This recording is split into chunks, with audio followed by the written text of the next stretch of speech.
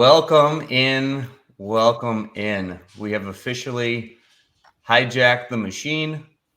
Hoppe is not here, yet the show must go on, even if it's with lesser quality and without a soundboard. For all we know, he might be dead. Like, he might not be alive. He hasn't responded. Yeah. He usually loves being a part of all this stuff. So, yeah. 29% chance he's dead. Called him, texted him, drove by his house this So morning. you're saying like 37% chance. Wasn't there.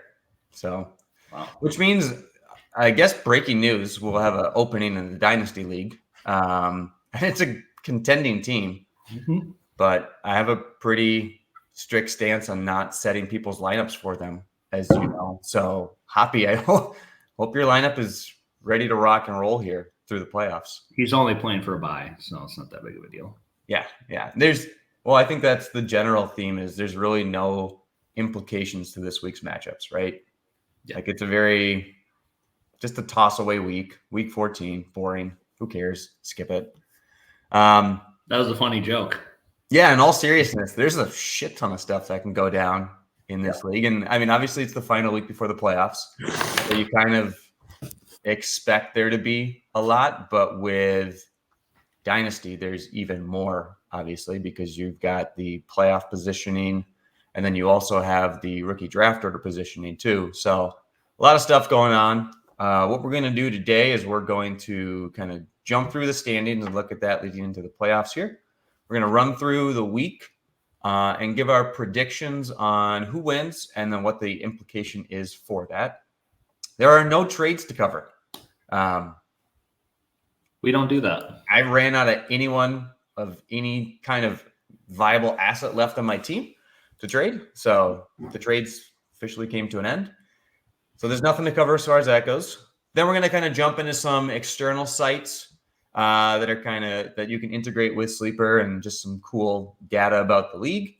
And maybe most excitingly, Spitz is going to do a rookie breakdown here and point out everyone's mistakes that they made from our first rookie draft that we did in this league. Not including my own.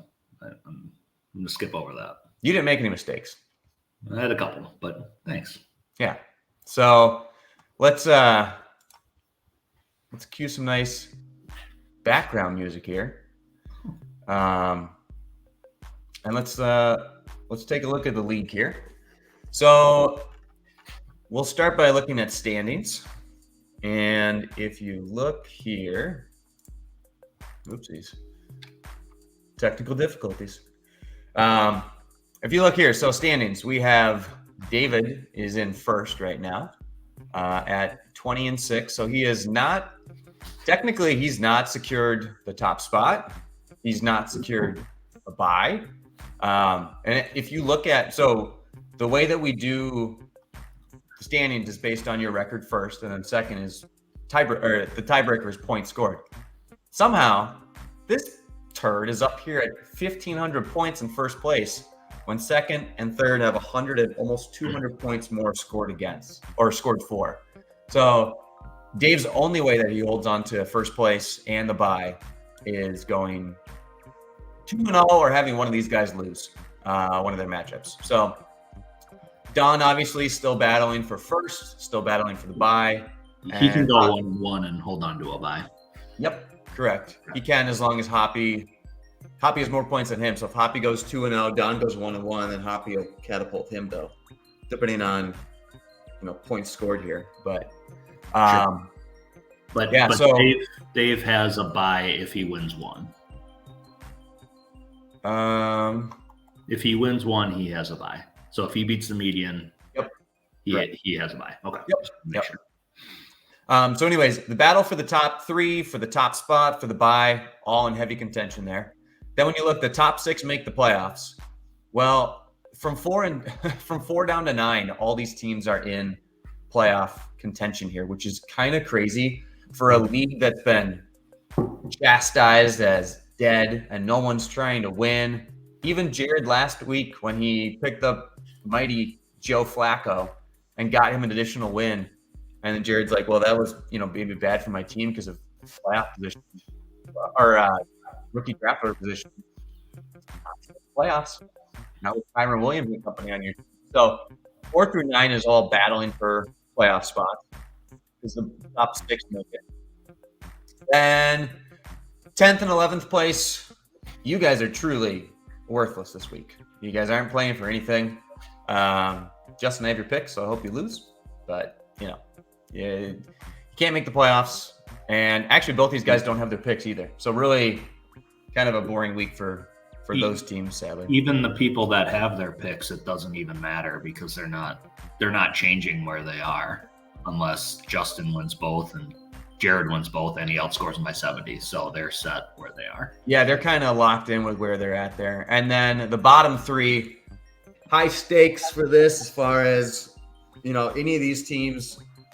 I think it's truly a 3-way tie, I'd say, probability-wise, of who has any of these picks. Like, it's really hard to predict.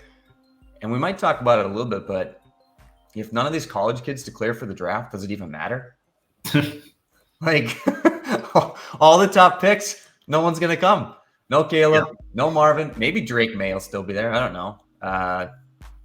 Yes, North Carolina doesn't care to pay their guys to come back, but. So to jump on that a little bit, I sent Michael a message last night about Marvin Harrison and Travion Henderson. He's a running back for Ohio State. They're saying that their boosters or whomever are going to potentially pay them what they would get paid as a first-round pick, which is, I looked it up. I don't like for Marvin Harrison, it's like $6 million a year, which is insane. It somewhat makes sense for him, but like if you're Travion Henderson, who is not going to be a first-round pick, he's going to be second, third. If they're paying him first-round pick money, like how do you turn that down? Like, why would you ever turn that down? I mean, it just doesn't make sense. And Marvin Harrison talked about that he wants to come back to beat Michigan to win a national championship. So he already talked about that. So then you're going to throw the same amount of money that he would be making in the first round. Yeah, that pushes back his second contract, that he would get. That's going to be much bigger. That pushes it back a year. But still, if he's thinking about it, and yeah, I'm going to get paid $6 million a year, something to think about for sure. I heard it could be even more money than that, because if you think about it, not only are they giving up the first year of the contract, but they're giving up, you get picked in the first round. I believe it's a 4-year deal with a 5th-year team option. Mm-hmm. And so I saw the value of those contracts being worth about $25 million. So I think Marvin might be getting paid. I don't know how much.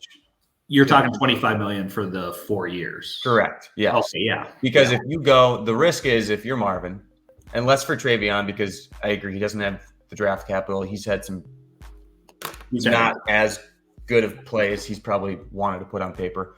But Marvin has balled out, and I don't think his draft capital gets any higher than what it's currently valued at. Like the number 2 pick, it's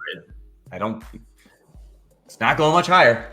So the issue is if he does come back, to play devil's advocate, and he gets hurt, some catastrophic injury, doesn't play as well, I don't think you have to worry about that as much. But if he has some really bad injury and the team doesn't draft him, he falls to like a 2nd round or 3rd round because he, has some Nick Chubb injury to his leg, then not only do you miss out on that $6 million for your first year, but you miss out on the 3 other years of that contract too. So, I don't know. It's, as Caleb Williams says, it's a game time decision for what he's going to decide to do.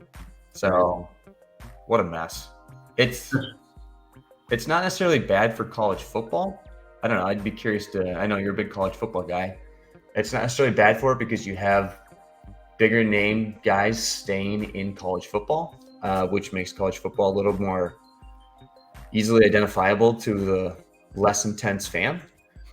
When they know that these guys they've heard about is back for another year. That's one thing that's made it hard, especially in college basketball, to relate to guys, is it's new people every year. You don't know who anyone is. So maybe it's good for the sport. I don't know. What are your thoughts? I know what you're saying, and I agree with you, like on Marvin Harrison and Travion Henderson and stuff like that. The only issue that I have with it is the transfer portal, and now these quarterbacks are just going wherever. It's not necessarily an issue, I guess, But yeah, they'll stay there. And if you're not a first round pick at all and you're getting $1 million, I don't see why you would turn that down, especially as a quarterback like Carson Beck is quarterback for Georgia. He could come out. He would be like a second, maybe third round pick, but he's going to get at least $1 million from Georgia to stay, at least. And it's probably going to be at least two, or probably going to be more than two. So at that point, it's like, why do you leave?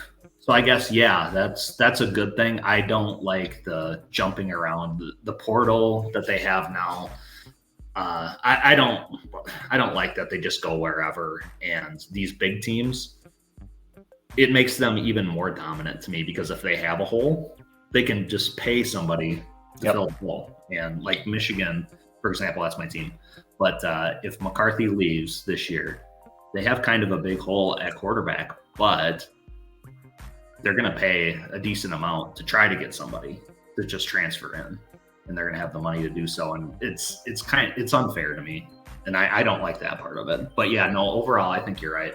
It's good that the stars stick around, but it's not good when you have 3 first-round picks in the rookie draft, like I think both of us do. So it's what it is. It's a changing in the era. But all right, so let's go through and look at this. We play each other this week. What a perfect matchup to start off on. By the way, you guys may have noticed this is year 2 of Dynasty here. There is an option to randomize the schedule that will be happening next year. We're going to do randoms. It's not going to be the same static schedule every single year. I didn't realize that until the beginning of this year. So just so you guys know, if you pick that up, schedules will be changing for future years. It'll be random. So that's a good thing. I'm tired of beating up on this nerd twice a week. My dumpster fire of a Dynasty team. Okay.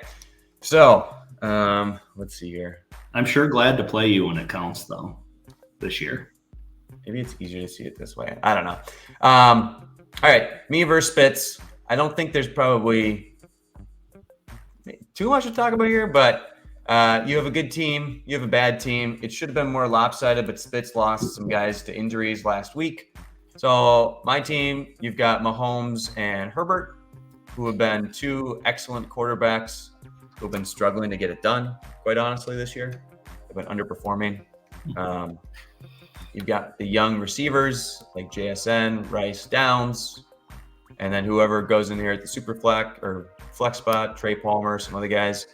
And we'll see what happens with Charbonnet this week too. There's kind of some uncertainty around whether or not he plays, Kenneth Walker plays, DJ Dallas play. So then you got Spitzer's much better team with Purdy. That's it, quarterback. You got Gibbs and Pollard and Saquon. You've got the return of Justin Jefferson, Nico Collins, Zay Flowers, Taysom Hill, the Swiss Army knife, and Jacoby Myers. I don't know. Do we want to talk much about this matchup? Like, do you see a world where my team beats you? I feel pretty good about this week. Yeah, I had a couple injuries. I had 3 injuries to starters, but no, I still feel pretty good about this week. Nico Collins, hopefully, will be wide receiver 1 going forward with Tank Dell getting injured. So it might not actually hurt me too bad with that injury. But you're one of 4 teams projected 100 points or more this week. Now, obviously, maybe not everyone's set their lineups, but that bodes well for you as far as, you have it would be unlikely for you to miss the playoffs. Sitting here at seed 4, it's technically possible, but pretty darn unlikely. I think my guess is you go 2-0. I did the math. I was looking, number crunching on mine. I think there's like 8 or 9 teams projected more points than me. So, I mean, the honest truth is it's possible for my team to win the matchup. It's possible for me to beat the median. My team hasn't done that in a little while. But, with the quarterback powers here, it can happen. It can rip that off. I'm currently sitting in last place, but if you look at it from a tiebreaker standpoint, I am 15 points behind Eric, and I'm 43 behind Kirill, so a little bit further back there. If I go 0-2 and Eric goes 0-2, It's going to come down to points scored. So we'll see. I think, Is Charbonnet playing this week? Don't know. Okay. I don't think anyone knows yet. If he doesn't, my running back takes a hit and goes to oh God, Michael Carter's on bye this week. I don't even know who it goes to. Prince, generic Prince, Sean Tucker. No, it goes to Sean Tucker, I guess, who hasn't Thanks. it's not good. Well, depending on your outlook, but yeah. You definitely have a decent shot at getting the number 1 pick, or at least a shot. I would expect you to go 0-2. I do too. It's not a given. No, I honestly, I wouldn't be surprised if I was sitting at pick 3 at the end of this week either. I really don't know. Because let's jump to the next matchup here, which is Jared and Don. So Jared has an outside chance to try and make it. Don has the superpower team with a whole bunch of old injured guys. So Don has Fields and no Kyler this week. So thankfully Josh Dobbs got the start for him. And then at running back, he's got Derrick Henry and whatever's left of Austin Eckler. And then he's got Ayuk, AJ. This is the strength of this team. This is wide receivers. Ayuk, AJ Brown, Chase, Cooper Kupp, who's also kind of aging his way out of relevance, and George Kittle. Meanwhile, Jared's team's getting some injury luck to go in the right way, like the whole Zach Moss, who definitely didn't give you what he wanted last week, but we'll see this week against Cincy. Kyron Williams, who's been a rock star since coming back. He's got CeeDee Lamb, who's been awesome. Olave with maybe Jameis. That's kind of fun. T. Higgins, Hawkinson, Ty Chandler. He's starting Ty Chandler. Interesting. Joe Flacco and Bailey Zappi. That is not the strength of this team. Maybe Joe Flacco, but Joe Flacco definitely is. Not Bailey Zappi. And yeah, his bench. So I've been looking at this team, and he's got Sam Howell on bye. His bench is disgusting. Like, he has good star power, but his bench is pretty darn gross. He is projected 99 points, so that's right there at the median threshold. Donley's team has been underperforming. I think this is an interesting matchup. Do you have a projection on who you think wins this one? I'd like to say a couple things, I guess. And did you just get the sleeper alert that came through a minute ago? You probably can't pay attention, but I'll read it to you. I didn't see it. I saw one came through, something about Staley, but okay. So before we get into this, last time I said Don was in a tier of his own, the best team. The problem with me doing anything fantasy related is I haven't played redraft this year, and when you don't, if somebody's not on your team, you don't notice that they're a total fossil and they suck. Like Austin Eckler apparently runs a 5.4 40 now. You don't notice that. And then I watched the one play I'm sure everyone has seen that he couldn't like, he got caught by whomever, and I literally could have caught him from behind. Yeah, you don't see stuff like that. That's a little alarming, a little concerning. And to speak to that, the alert was head coach Brandon Staley has hinted, this is only hinted, so who knows, that changes could be coming to the Chargers backfield amidst their 5-7 start. And I see why. I mean, Don has a bunch of fossils, like you said. Eckler is one of them. Cooper Kupp looks like he's one of them too. Yep. Yeah, he got that touchdown at the end of that last game, and it was just to like make him feel better. Like, hey, yeah, we know you're old and decrepit, but we're gonna give you this touchdown because we're trying to make you feel like you're not old and decrepit when you are. Anyway, so I still think Don's team is very good, one of the two best. But yeah, it's interesting. I would go with Don for sure. His quarterbacks are still good on a redraft, or for this year on a redraft way of looking at it. And his whole team is good. He's got a lot of star power. And Eckler, even though he is old, he still can put up a lot of points, I think. Maybe I'm wrong with that. I 100% could be. But yeah, I still would go with Don. But Jared's team is interesting. Like you said, Olave is good. And if Jameis is starting, it looks like Carr still might play somehow. Like, he just does not. Yeah, he does not want to allow Jameis to get any start. And even as somebody who has Carr, I still would rather see Jameis because Carr sucks. And Yeah. Jameis is at least fun. Yeah. Everyone loves Jameis. Yeah. So, Yeah. except for Derek Carr, because he knows how much everyone loves Jameis. Right. And you got the leadership of Flacco, in there, and he's just a rock star. So you can't count him out. I would still go with Donnelly's team though. Yeah, I mean, it's interesting. He doesn't have great matchups. Eckler's, we talked about Eckler. Derrick Henry at Miami, that's not the game script you want for Derrick Henry. You want Derrick Henry to be in a competitive game, not one that they're behind by. This could be a huge Tajay Spears. I'm surprised he's not hurt with a huge hit he took last week, but here's the weird thing. I give the running back advantage to Jared for sure, which is weird when you look at Kyron and Zach Moss and you're like, oh yeah, I'd take them over Derrick Henry and Eckler. This might be the greatest what the fuck flip to summarize this year. These two versus these two. But Bailey Zappi's just so dog shit awful that now I'll say this, if we get through Thursday and this guy, Zap, is in double digits, Jared's winning. Don, you're screwed. You're screwed. Wow. But Olave against Carolina, that's not great. T. Higgins Indy's a good matchup because they play so high scoring and it's so fast paced. I'm going to go ahead and pick Jared to win. I think both teams will hit the median. So, okay. Okay. Yeah, no, it's like you said, there's a lot of concerns with Donnelly's team, and for me to talk about it, you got a kind of a bozo talking about these matchups. First, I haven't looked at them, honestly, and I don't know this year as much as you do, as much as people watching, which is kind of concerning. Like people watching, probably like, oh, hey, this guy knows what he's talking about. No, I don't.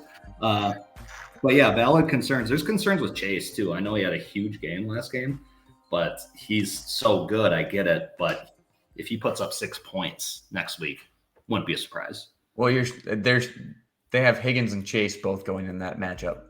One has Higgins, one has Chase. Yeah. So it's like, yeah, whatever. No, that's an interesting one. I agree. Okay, so here's a less interesting one. It's interesting to me and you and Eric, and that's the end of the list. It's Eric and Gartz versus Nicholas here, and Nick at 15 and 11 is at the 7 spot. Him and Vice are tied, and look at this. There is a 4-point difference.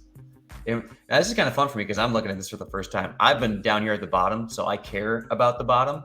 I haven't really been paying much attention to this playoff race, but holy snikes, this is close. And as a guy that owns Vice's first and second round and probably his third in perpetuity, it's very interesting to see what happens here. He's had the most points scored against him too, which, he'll be the first to tell you that every week the team that goes against him goes off. But yeah, both here at 15 and 11, so we'll have to see who's Vice's matchup is against. But Nick's got an easy one here on schedule, so if he beats the median, it's going to make it harder for Vice to make it. Let's take a look at this. I don't think Eric has set his lineup yet. Not that it'll matter too much. But on this side, we've got Jalen Hurts, Spears, Dowdle. They got A-Chain down here. McLaurin's on bye, so that'll have to get swapped. A-Chain, AJ Dillon, and I think their best guy to come in is like either KJ Osborne, which, well, it's not. It's Khalil Shakir. KJ Osborne probably doesn't belong on a lineup with the return of Justin Jefferson. So you probably, and maybe Hyatt goes in, maybe not. But I would go with Hyatt personally, but yeah, no, because our Shakir has a higher floor. Hyatt could give you 0, but yeah, he could give you 15. So depending on how they do it, those guys could go in here to add a little bit more oomph, but you're still probably looking at like 75 projected points, not much. And then Nick, let's see, did he set his lineup? Russ, he's got Ken Walker back in, so he must have set it on the hopes that Walker's back. The latest is that he has missed practice, so that's not good. You've got Jordan Addison, who's downgrade, White and Evans, who have been red hot, And Nick's been doing this all season with just one quarterback, just Russ. So he's been on a heater lately, hasn't he? He's just been winning, right? look at this. He's so good. He doesn't even need Braden Cooks, which I guess, or Turd Ferguson. I guess that guy could come. Either of those could come in here in the super flex. If Kenneth doesn't play, they can move Gus up and roll with that. I think everyone will pick Nick to beat Eric. There's no predictions needed for that. Everyone will pick Eric to not hit the median. Nick's team, 95 points. That probably puts him pretty darn close to the median because we got some 96, 93s, 97, 95. So, yeah, he's going to be right in that median battle. You think they get it done? You think Nick's team gets it done? Nick's team definitely gets it done in this matchup. As far as the median is concerned, not entirely sure. I think it might wear off a little bit. He's got some good matchups, but if Walker's not playing, let's see. I'm trying to look at. So you maybe put in DJ Dallas. I don't know if Walker and Charbonnet is not playing. Like DJ Dallas is still like a third down guy, but I guess what else do you do? Sure. All right. Well, he's right there. We'll see what it'll be very interesting to see what happens with Nick. Can he miss the playoffs? Yeah. Oh yeah, 100% he can miss the playoffs. Yeah. So, and Krill has his pick. So that's, I got Vice. Krill has Nick's. Very interesting matchup to see what happens there. Battle for top spot here. Potentially at least. Hold on. Before you go ahead, I know you kind of spoke about it a little bit, but speaking of Eric and Gartz's team and your team, you said that you have a 15-point advantage, I guess, to get the first pick. That's going to be very interesting because I think you're probably 15 points better than their team. I'll probably be projected 10 points more, depending on the health of Charbonnet, because if Charb's come out, then that goes down a little bit. Yeah. That's going to be something to watch. The reality, I feel like I have a better team, but I don't know. With Tyjae Spears, like you said, yeah, he could. I mean, if that turns into a bad game, and this right here, yeah, A-Chain could score 20 plus points this week. AJ Dillon could have a good game against the Giants. Yep. It's going to be interesting. And then Hurts versus Dallas is a big one too. So we'll see. Yeah. I guess there's a world where Eric could even beat Nick this week. I mean, it's unlikely, but it's possible. We both kind of dogged on A-Chain. I know that's not how you say his name, but it's way cooler to say A-Chain than A-Chain. I agree. Stupid. We kind of dogged on A-Chain, but we could be wrong with the injury thing. But when he's playing, yeah, you could win every week just because he can put up 35 points or 30 points by himself. Like he was doing mop-up duty again. Like he scored all of his points when the game was out of reach, but it could be the similar type thing this week potentially. Yeah. And to play devil's advocate to what we were saying, like next year, if I don't think this is going to happen, but let's say they have an okay team and they somehow sneak into the playoffs. I don't think that's going to happen. But if they hit on their first two picks, maybe. If A-Chain is healthy for the playoff stretch, he's somebody that, like, you have a chance to win the whole thing if you could somehow make the playoffs. If he's healthy. Big F. But yeah, look at these weeks: 49, 25, 21, 24. Say what you want. Like when the guy, and let's see, 4%. So this is when he got hurt. Mm-hmm. This is when he got hurt. So anytime that he's actually been given a chance, he's dominated. Yeah. And it'll be interesting to see what happens with him next year too, because Mostert's 31. So him and Gibbs will be interesting guys to see where they're at next year, running back wise. Yeah, it's a very interesting week. We have yet to see a bad or uneventful matchup. Next up, and I figure we'll not spend too much time on these because we don't even have super strong takes on most of these matchups. But we've got Hoppe versus David, 113 versus 117. both teams very good. Let's see. So Goff plays Chicago, Montgomery, Chicago. Aaron Jones, will he play this week? I don't think so. I don't know if you saw, but I think the Packers signed Kenyon Drake to their practice squad this week too, which is probably not a good, good sign for the health of Aaron Jones. I did not see that. Yep. You got Tyreek, who's just crazy good. Gabe the Babe in over here. Kelsey, who's been big. He's starting Likely in the flex. Wow. And Jordan Love and Dave's team. You got Cooper, who maybe doesn't play this week. Kincaid with Dawson Knox coming back here. Waddle, who's been kind of inconsistent. Jalen Warren going tonight. Should be a very interesting matchup. I think both these teams will hit and exceed the median. I don't really see any concerns. I'm sure Hoppe will put in Christian Watson if he's healthy, but I doubt he will be. So I think I give the nod to Dave. What do you think here? I would say Hoppe, I guess. And speaking to some things that we said last time, 2 or 3 weeks ago, whenever that was, man, I think we might be wrong on Jordan Love. We're wrong on a lot. Yes. Out. No, I was wrong on pretty much everything I said. So I'm glad that it was recorded. That's why we do this. Yep. Hold you accountable. But yeah, Jordan Love ever since, maybe he just needed some verbal abuse. Maybe that was it. From you specifically. Yes. And he watches. You said we got 41 views. There's not a chance that he wasn't one of them. Yeah, he watched it. 22 of those 41 was him watching it. Exactly. Just in the ice bath. So.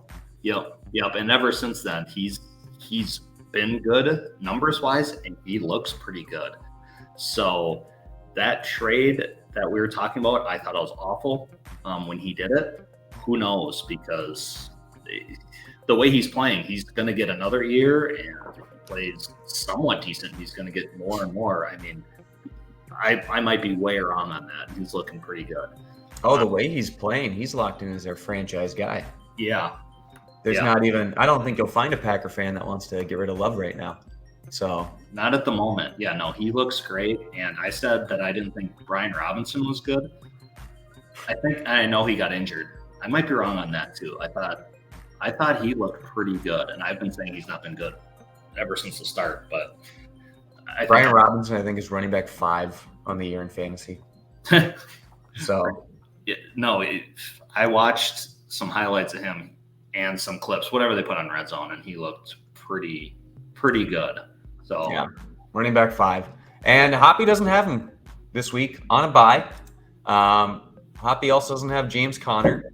So Hoppe's got some dudes on bye that aren't there. Christian Watson, who got hurt, and Watson's been hot here lately too. So I give the slight nod to Dave. Hoppe's team looks like it has a little bit more staying power than expected. I would rather have Hoppe's team than Don's team right now. Moving forward, I almost feel like so. So who you pick to win? We take them both to hit the median, I'm sure. Yeah, I said Lucas. Okay, and if they both hit the median, that's not enough to have Hoppe overtake Dave. So great. Yep. So Dave is looking good to get a first round bye. But if Don goes 2-0, yep, then Don overtakes Dave. And Dave's team has not produced, I think, even lately, where he just had an awful week. So it's definitely possible. Yep. So the funny thing is, if Hoppe beats Dave, and Don goes 2-0, Hoppe gets 3rd place. Yeah. So Hoppe needs to beat Dave, and he also needs Jared to beat Donley. That's what's going on there up at top. But that might be the least of his concerns. The guy might not even be alive right now. That's true. We still have not heard from him. So, and if you do wake up, Hoppe, you can join this podcast still. I know how to add people. So, all right, Justin, versus Vice. The battle of teams that I have both draft picks for. I guess considering that Justin can't really go anywhere and Vice still can, I'm cheering for Justin. But we'll take a look at this one. So this is a much bigger matchup for Vice than it is for Justin. Justin's already out of the playoffs. He doesn't have his picks, so not a ton of incentive there. But he's got Lamar, Kamara, Mixon, Godwin. Look at that, 8.4 points. How sad. Did you see Chris Godwin's wife came out and put Todd Bowles on blast? I saw a headline on it. If you want to explain, or if you have any. That's the explanation. There's nothing else that's needed, really.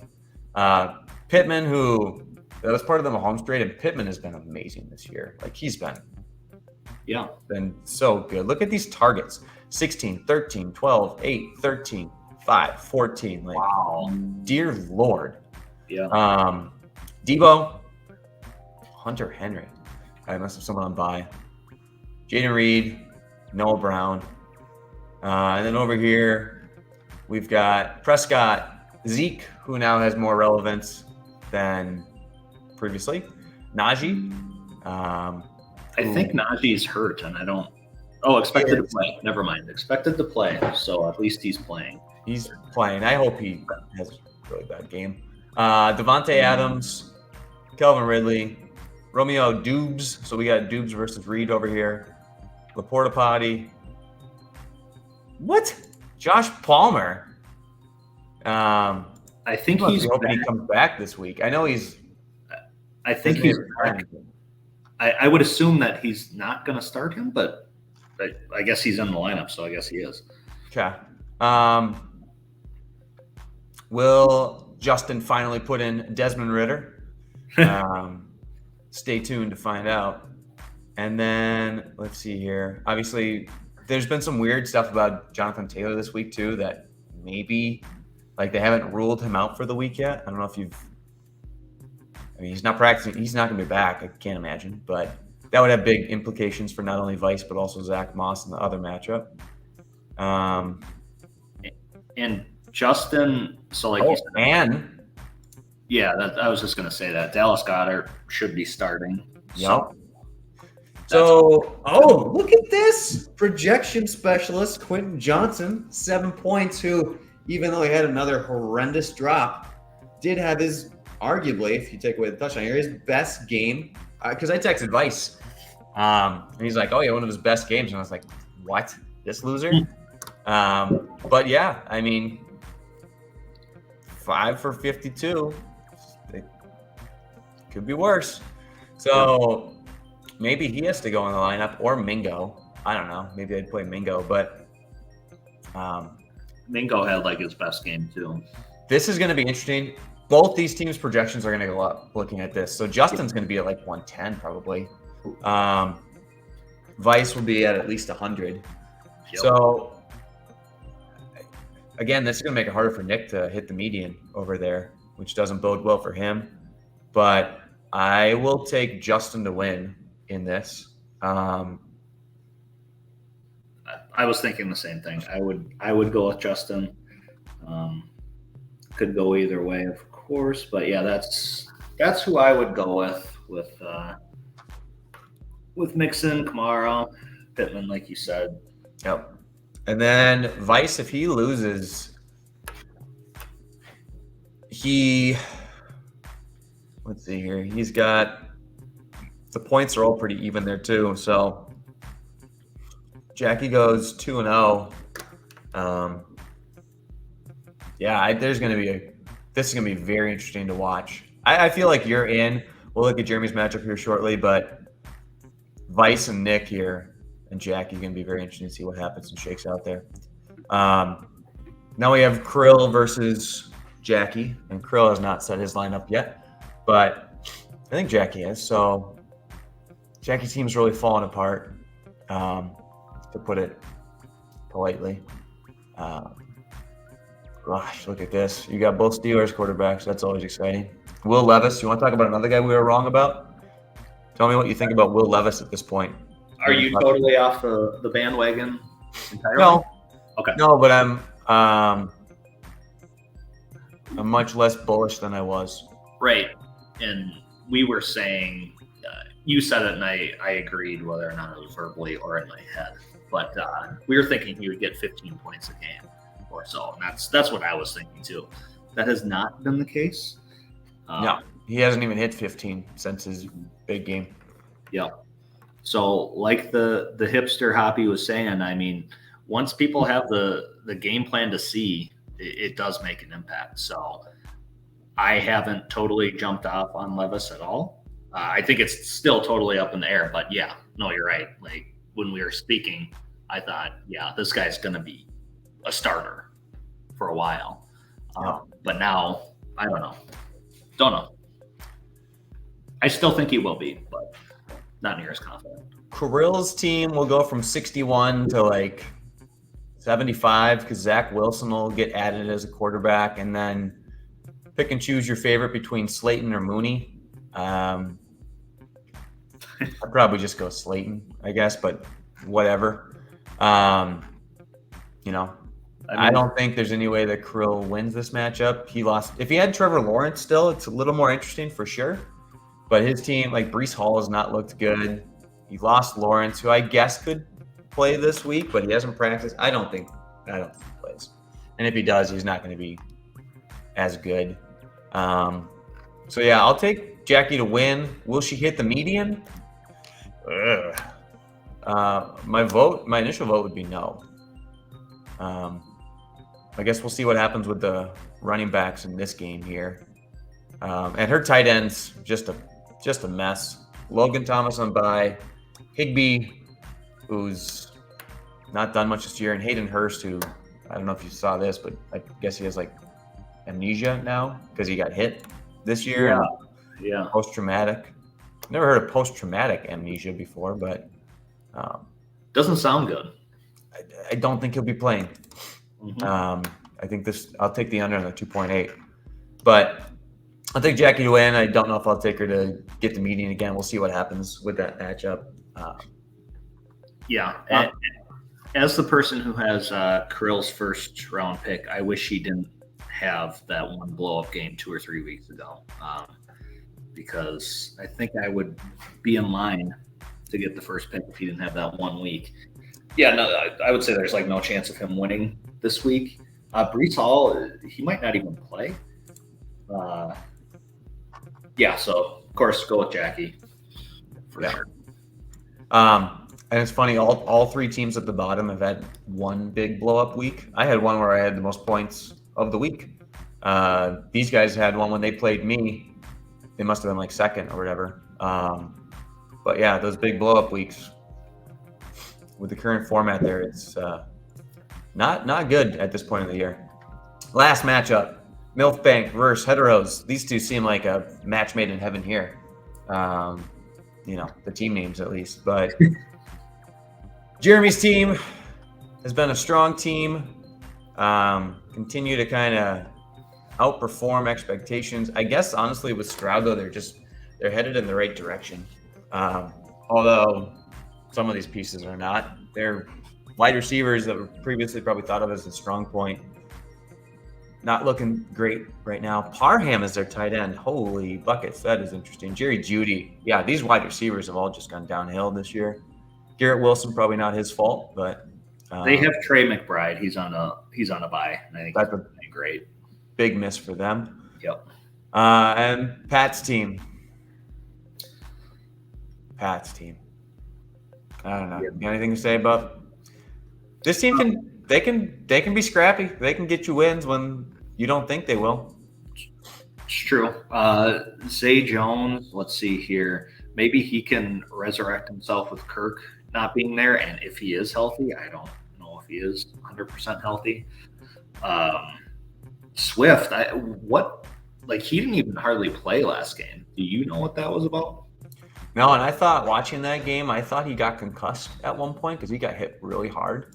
42% snap count. They just weren't. I don't know what that was about. It was odd, but you still in this big game against Dallas. I mean, obviously Pat's going to start him, but I think in other leagues where you have him, you still start him and just hope it was a fluke thing. But I guess if he has another bad week, then last week was kind of the warning. So, yeah, I take Jeremy to win. He's not projected a ton of points over here. So this final median spot is going to be really interesting. The nice thing is he's up a game on all these guys, and points he's behind. So, dear Lord, this final playoff spot is going to be very interesting. And I know that you're punching me in for the playoffs, but it's not a guarantee for me either. Like, I'm in the same position that Jeremy is, exactly. 2-point difference. Like it's. You have one more. Oh no, you're right. You're right. Yeah, like from 4 to 8, Jared has like a miracle chance. He's not going to make it realistically, but from 4 to 8. It still is kind of anyone's. I think Jackie's in a tough spot too. But from 4 to 7, like everyone has a shot and anybody could be out. I'm lucky and Jeremy is lucky. Yeah, just Jeremy. Like that guy. Like by himself, just not even team up by himself. No help. Ethan had an issue with us apparently just talking about Jeremy. So who's Ethan? Right. But yeah, no, I mean, we could fall out. We're lucky to be playing who we are. I'm lucky to be playing you. So that definitely. Aww. Yeah. I'm lucky to be playing you too, buddy. It's beautiful. It'll be interesting to say the least. Yeah. All right. Obviously, we don't know, and it's truly a coin flip. Give me your 3 teams that, or excuse me, give me your 3 teams that make the playoffs outside of the top 3. Just your prediction, if you had to predict. And Jeremy also, we didn't talk about Chuba Hubbard. Like he got 25 touches this week. And I don't want to talk about Chuba. I'm bitter about that one, but yeah, he had a great game, and Tampa has a good run defense too.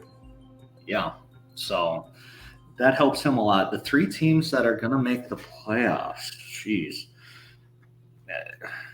I'll say the Heteros, myself. Man. Let me come back to you. You say yours. I'm going to take a look at the matchups again. Actually, I think Justin. I'll say Nick. I will take. I think Nick is the best bet. But I'll go Jackie. I think Jackie and Nick have a better chance than Vice. Jackie needs a lot of help, though. Right? If she goes 2-0, then she needs both of them to go 1-1. She needs both of them to go 1-1. Okay, so here's my take: is I'm not confident Nick's going to hit the median. I think the median might be higher than I thought. I think he wins his matchup, but I don't think he hits the median. And I think Vice maybe hits the median, but I think he loses his matchup to Justin. So I have these guys going 1-1. Yeah. And then if we take Jackie to hit the median, then she has more points scored. So that's why I catapult her up. And I would play it safe and say you guys make it. Yeah. Who knows? We'll find out. There is a cool tool over here that Hoppe was going to talk about, and it is the FF Hub. So over here, you can see stuff. You can directly import it straight. You just select the site. So you say sleeper. The league ID is, if you pull it up on the app, you can find it from the settings. If you scroll down to the bottom, if you're trying to find it on the browser, it's just the number that's up in the URL. So you put that right in here. You can throw in a name to differentiate. Like I have a redraft and a Dynasty league that I care about. Technically, I have a 3rd league, but I don't give a fuck about that one. So I'm just tracking and watching these 2 over here, and you can see power rankings based on, I guess, whatever they use to derive this. But performance for this year, so you can see at the top, you've got Hoppe, and then Don, and then Dave, and you can see it's not reliant on wins, but this power ranking score. As Jackie is 4, so obviously she lost Burrow, but maybe picking her as a dark horse to come up is maybe this gives a little more strength to it. You got Vice, and then Spitz. You're slotted in there at 6. Honorable mention, Ethan. right here at 7. And then if you look down at the bottom, you've got me, you've got Eric, you've got Pat, you've got Krill, and then Jay Wold. So that's power rankings. They also have a playoff machine, which is cooler when you have more weeks left in the season. But you can go in here, and so this will make its prediction on who makes it. So if we just go choose the winner of these matchups based on winning percentage, it has Vice as, you, Jeremy, and Vice. If we go by points 4, same. This all the way, all home is so stupid. So it's got Vice kind of slotted in here when you look at these. Kind of neat, especially with more weeks left on it. And then maybe the last one, which you could argue is the coolest, is a schedule comparison. So, my team, if I played Pat's schedule, like I went 4-9, but if I played Pat's schedule this year, I'd be 2-11, 4-9. So is there anything where I break 500? No. Let's see here. Let's look at yours. Perpetual rebuild. If you had, so you went 9-4. You played the optimal schedule. Yeah, good. That's good. Congratulations. That's what you want. So just kind of interesting that you can go in here and you can see your weekly record versus all teams too. So you can see build back better. Here's me. I was week 7. I beat every single team. But then I have 1, 2, 3, 4 weeks of being dead last. So Eric and Gartz, they had a week of being in second place. And then Kirill had his week of being in third place. So, and one of being in second. Or is this third and fourth? I don't know. But anyways, kind of a neat tool here. So theFFHub.com, you can throw that in and check out some of that stuff. Now, it's time to transition to giving a recap of last year's draft. Talking a little more about that. You want to set this up? Oh, yeah. So we were wondering kind of what we were going to do on this podcast, and I thought, well, it's a Dynasty League. We should probably talk about the rookie draft at least a little bit. It's probably something that if we do these podcasts more, we should talk about initially right after it happens and right about now, because we have kind of a decent idea of what these players are, or who these players are now. And yeah, so with the rookie draft, I wanted to kind of talk about it. I have, I think, a pretty good gauge of what happened in the rookie draft and where these people were supposed to go, because I had so many picks that I really cared about this draft. So I was paying attention right from the start. So I had 3 of the top 5 picks. So kind of makes it easy to get some decent players. But kind of to start with it, I think we're going to go down pick by pick. I'm not going to spend a ton of time for the most part on most of these picks. Mike, if you have anything to add on, let me know. I wish Hoppe was on here, because I know your answer to a question I was going to ask is the question I was going to ask both of you, and Hoppe might add a different answer than we are going to have. Who do you think the best pick of the first round is? Is that my question? Yep. Well, best pick of the first round would be CJ Stroud. Because not only is he maybe the best player in this draft at this point, I'm still not willing to say he's a lock to be better than the value of Anthony Richardson, because I really liked what I saw from him. But it might be that Stroud, this could be like a Joe Burrow versus Lamar Jackson kind of thing, where Richardson has more upside for 3 to 5 years and Stroud has more staying power for 7 to 10 years. But where Stroud was taken specifically, and over Young, when the consensus had Young over Stroud, has to be the best pick of the first. There's some other honorable mentions for here too, which I'm sure we'll talk about as we go through it. But That would be my answer for best pick. Yep. Yeah, for sure. Exactly what you said. For Vice to make that pick was pretty ballsy, I guess, and we're going to get a little bit more into that. Looking more on it, because in my head it was definitely Stroud. Don with A-Chain at 113 is pretty impressive too. That was the other one that I was going to mention if I was trying to be different. Yep. So we'll kind of get into that more, but we'll start with pick 1, 1, and 1, 2. So for me, when looking at the draft board, a lot of people had Bijan as a consensus number 1 pick.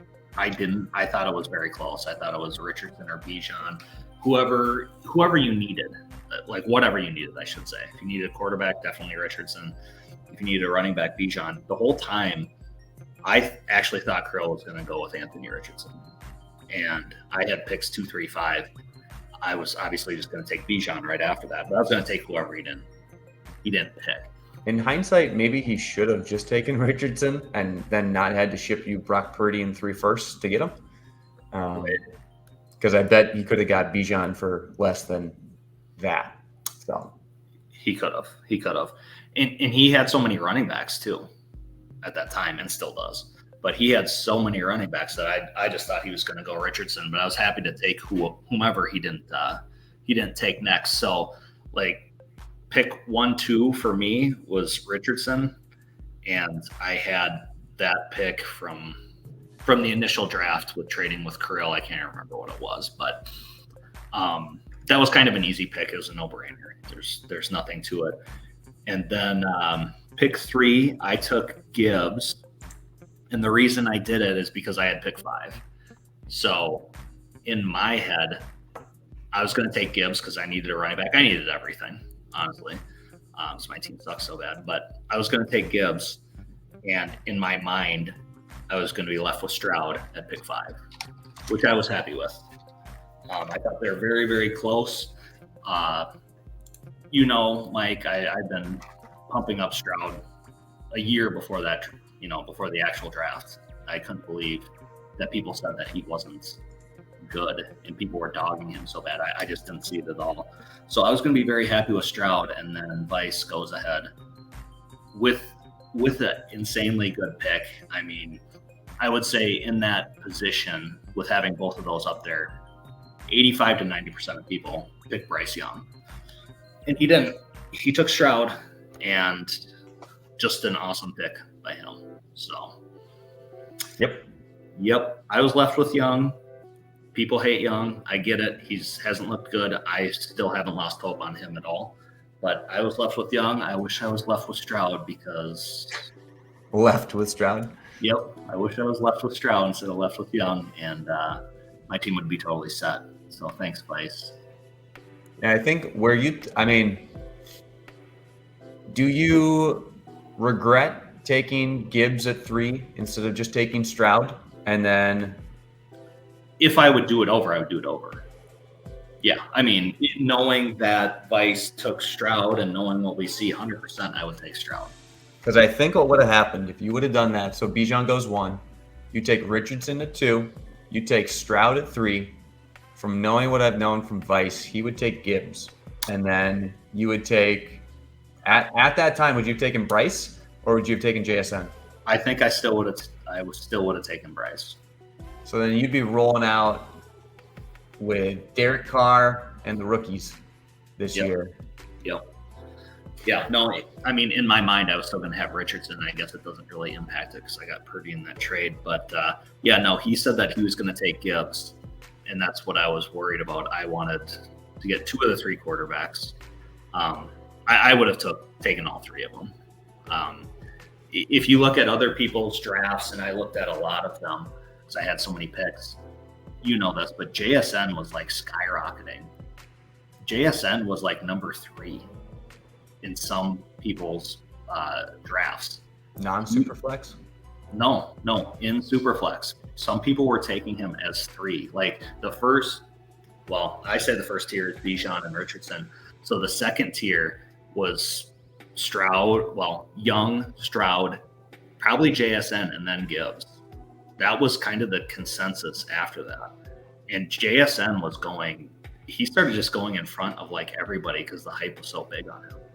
And it was kind of wild because if you're going to take a receiver in front of two quarterbacks that were the first and second pick in a superflex, it's like you need to know that that guy is a superstar. And that's not the case at the moment. All right, so here's what we're going to do is we're going to take a quick momentary break, and when we come back, I'm going to defend JSN's honor. So stay tuned. We'll be right back. All right, well, we are back. I wanted to make a quick call to the Lone Sharks and see how much it was to try and get Hoppe to come join the podcast, and turns out it was not worth the money. So, Hoppe, you figure this one out. We're not helping you. Yeah, we were just about to talk about JSN. So JSN was a very interesting guy going into last year's draft. Before the rookie draft itself had occurred, pretty much everyone saw him as the clear-cut best receiver of the draft. And honestly, some people thought he was beyond the best skill player in the draft. I think most people had JSN above Gibbs. I know I thought I was concerned about Gibbs because of his size, especially at running back. You can have it tough to stay healthy and tough to be a weekly reliable fantasy asset too, as opposed to just big play guy. So I wanted JSN. I knew I was over here at pick, 6 last year. I wanted JSN.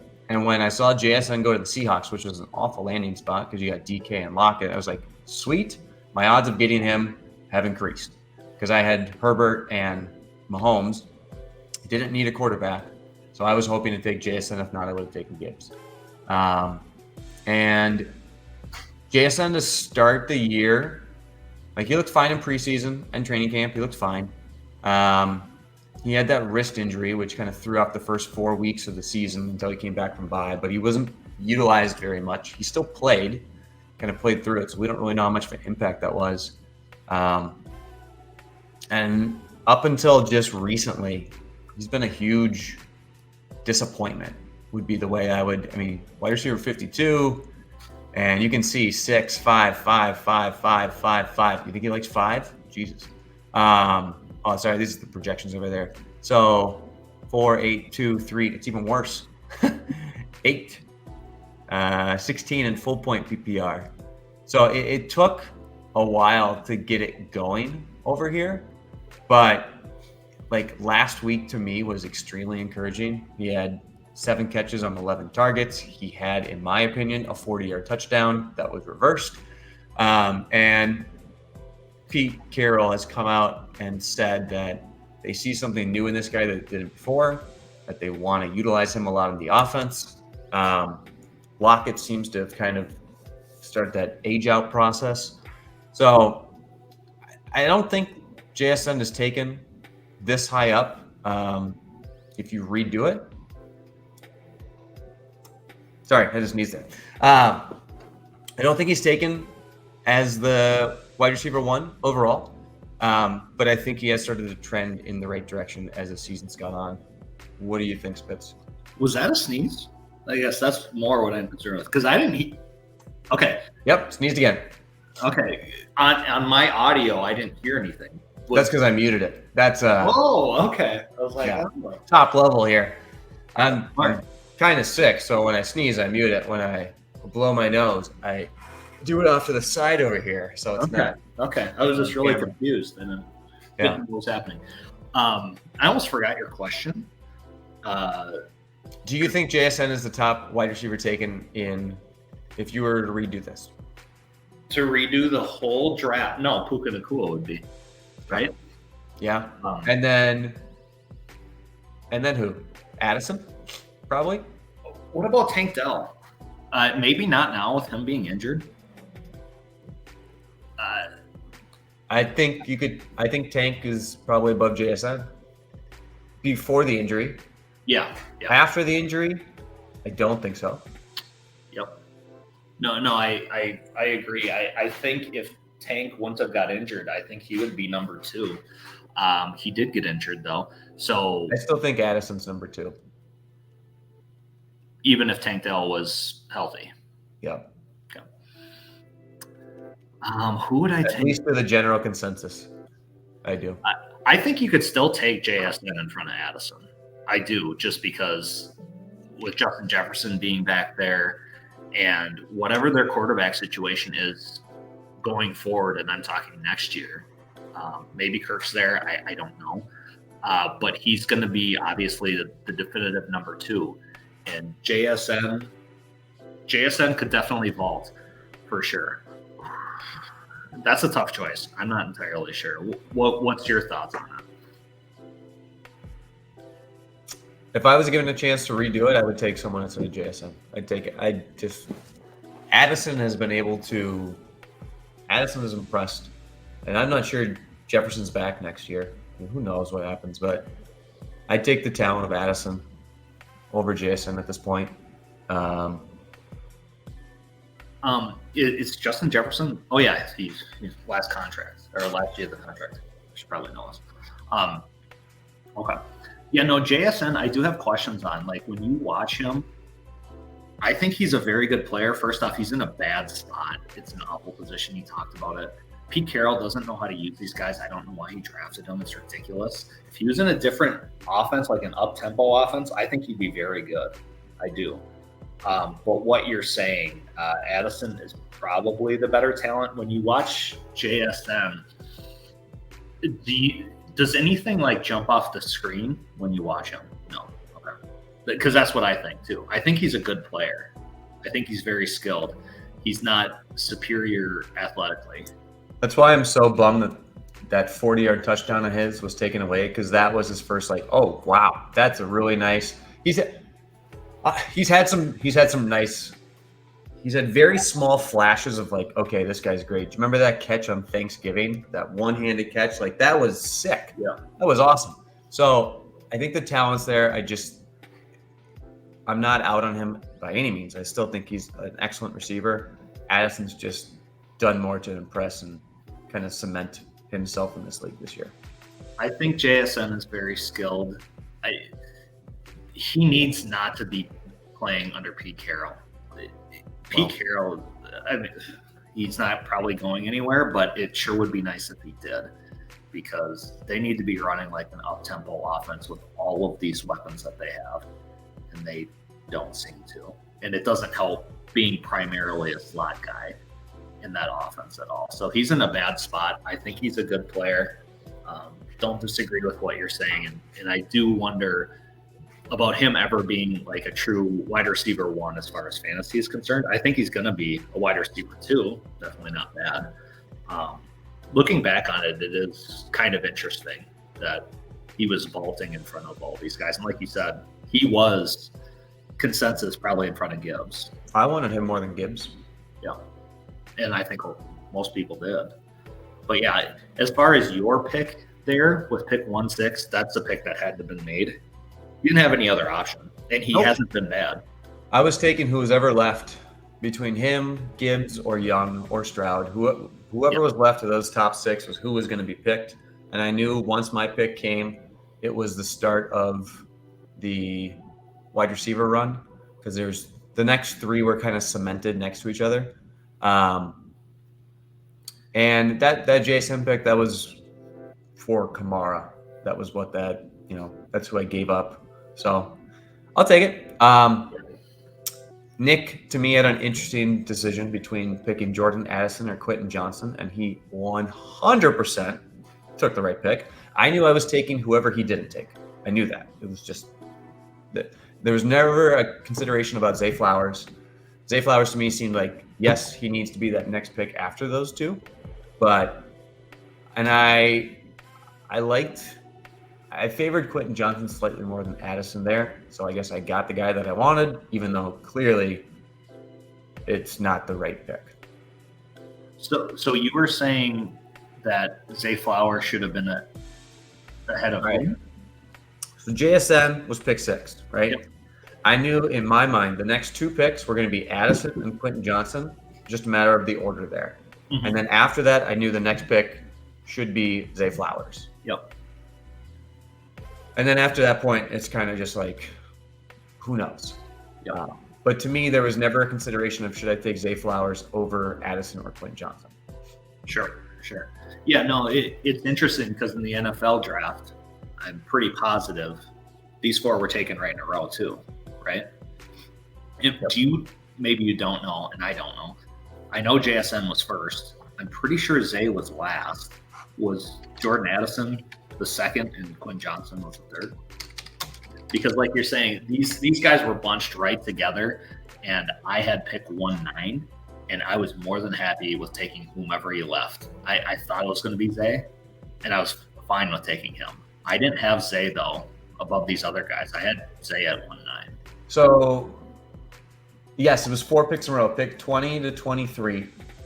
And it went JSN, then Quentin Johnson, then Zay Flowers, then Jordan Addison. I thought Zay was the last one. Okay.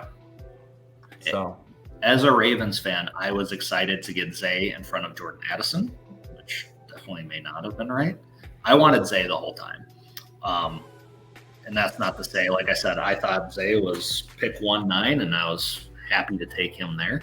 You wanted Zay over Addison? As a Ravens fan, yep. Okay. Not in Dynasty. No, I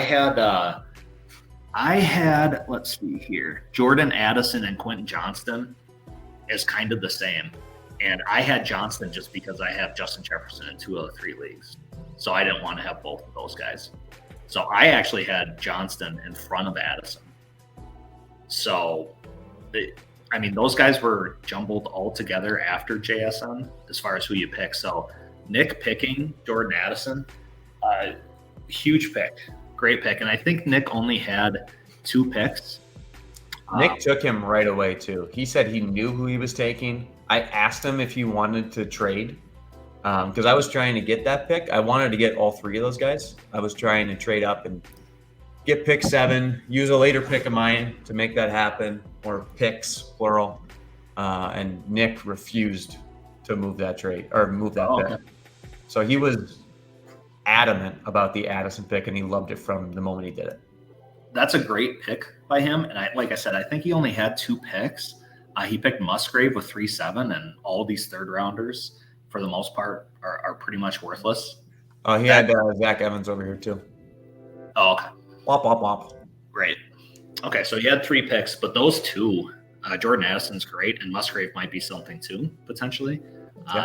Those are super good picks. Great picks. Yeah. Great picks. He did a really good job with what he had there. Doesn't have his first this year. Traded that away to Krill for Rashad White.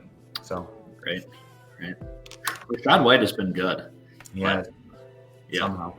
Yep. Anyway, so Quentin Johnston, I think that's the bust of the first round. It might be the draft of the draft. Yep.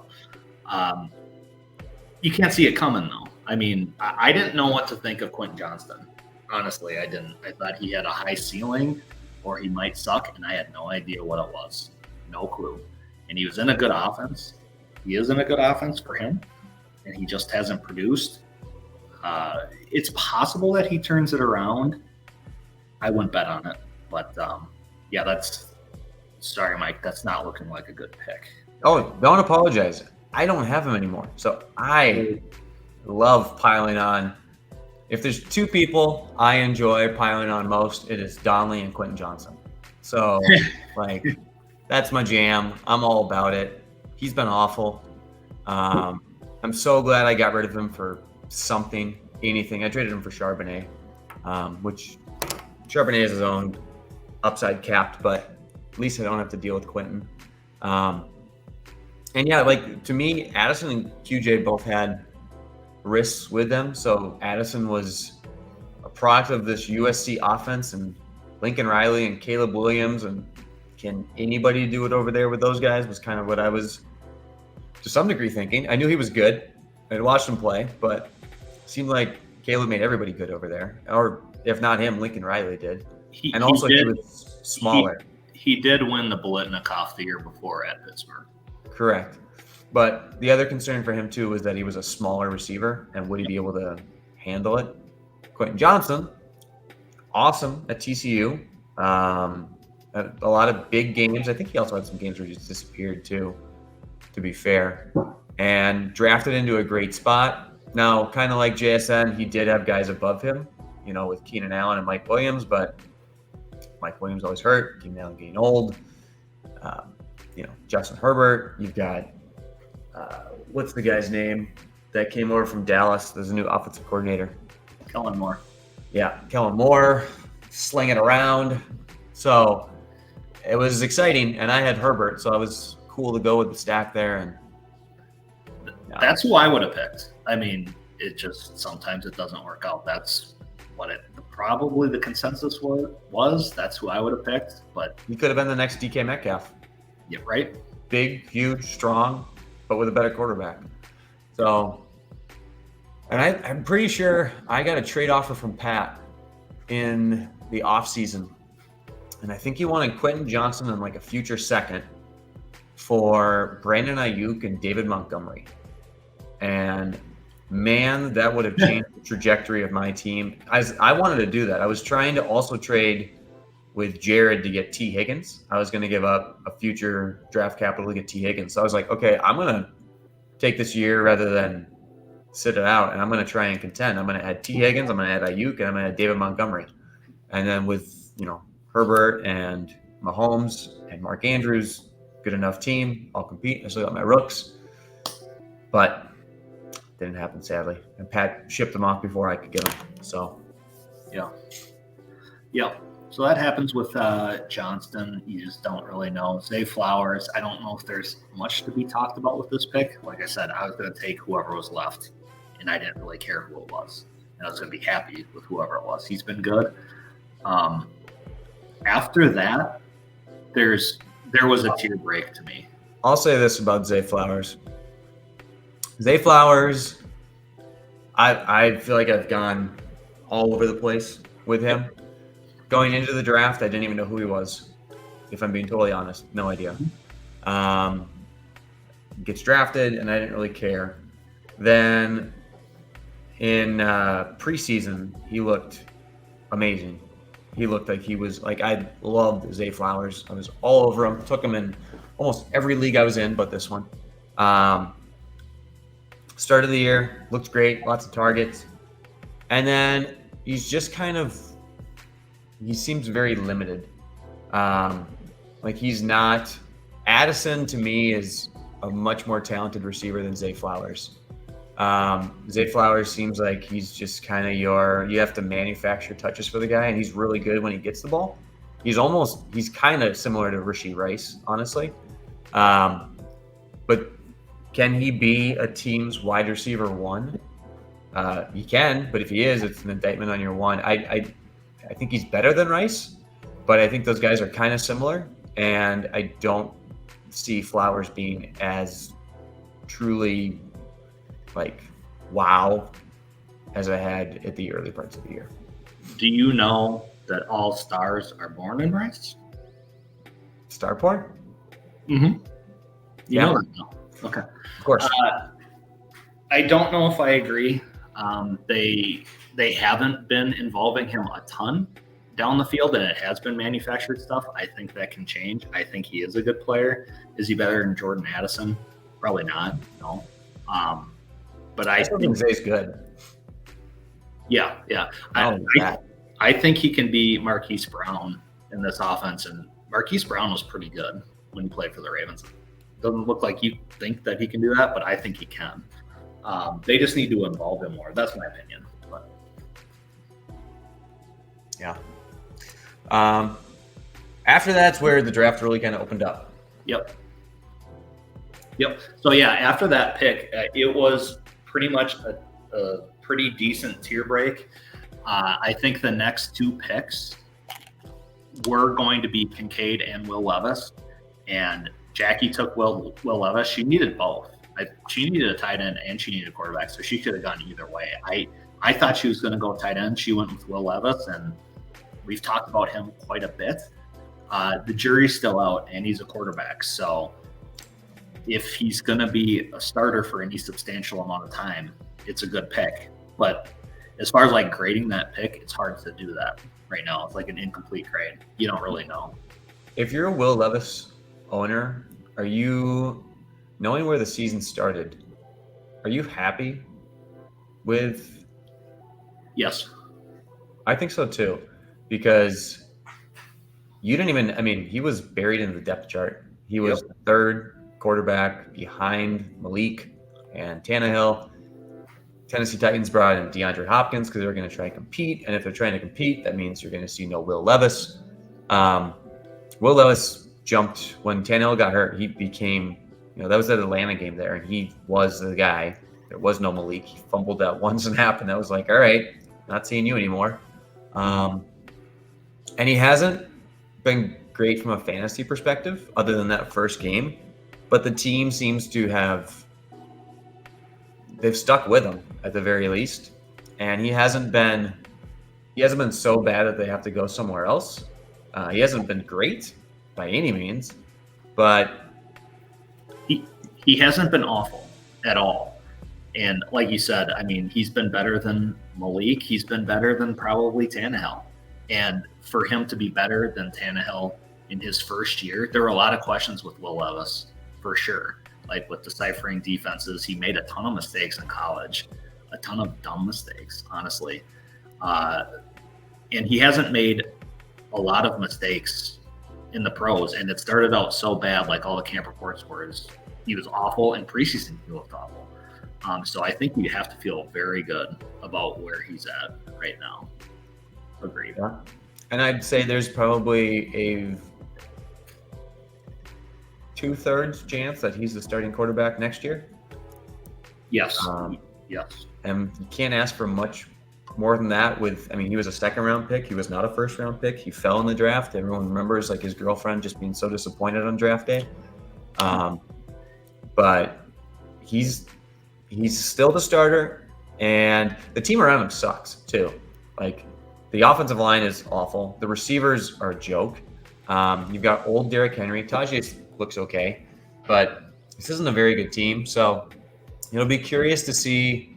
He's kind of getting like, I'm not picking this guy just because it's on Jackie's team, but Kenny Stinkett vibes here, where he might just suck. He may not be any good, but he'll probably get another year to show it. And if it doesn't happen next year, then that's probably the end for Will Levis. I get what you're saying, but at least Will Levis, he's got all the tools. Stinkett doesn't at all, like as far as arm talent goes. Will Levis has that. He just needs to put it together mentally. And I think he actually is in a good offense for what he's trying to do. Play action, gun it downfield type stuff. If he was in a more open offense, I don't think it would work. But with that offense, I think it is tailor-made to him. And I think he should feel good. Well, better for sure than before about Will Levis. And like you said, unless he just tanks the rest of the season, he should get most of the year next year. And if he makes improvement, he's probably going to get a few years after that. So he's fiery too. Like Bryce Young should watch him and take notes, because this guy, you can tell that he cares, and he's out there, and he's, he was last week, he was yelling at DeAndre Hopkins. That's I knew that's where you're going, but yeah. Oh no, that wasn't the play initially. The play to me was when he threw that pick that actually was a fumble, and he was chasing it down and made the tackle and recovered the fumble to get the ball back, and just like watching him out there, or that diving play. Do you remember that play that he dove like airborne and then got like flipped? Like the dude has a lot of heart that is, you can see when he's playing. He might be too, maybe the intelligence thing or like the panicking under pressure is his issue, but he definitely cares. And you want, as a fan and as a fantasy, you want someone that, like Josh Allen, that just throws, like, that guy's just going to do what it takes to try and get it done. Yeah, no, you want that in your quarterback, because if he's doing that, he's probably putting a ton of time behind the scenes that you don't see, and that's what it takes to be a good quarterback. And he just needs to figure out the intricacies of it, and I think he'll be good. So, how did Dave? We're going on to Kincaid. How did Dave get this pick? He traded his first pick this round to Jared. I think Jackie had the same offer on the table that Jackie could have traded her pick there to David for Dave's first this year. So Dave doesn't have his first. Yeah. So he's just leveraging the future. But yeah, no, he offered me that same pick because I think I had a later pick. Maybe I'm wrong. I wasn't going to do it for the 1-9, but here, Kendrick. Yeah. And obviously I would have taken that, but I think he offered that to everybody. But he traded in to get that pick. He needed a tight end. I think it's a good pick.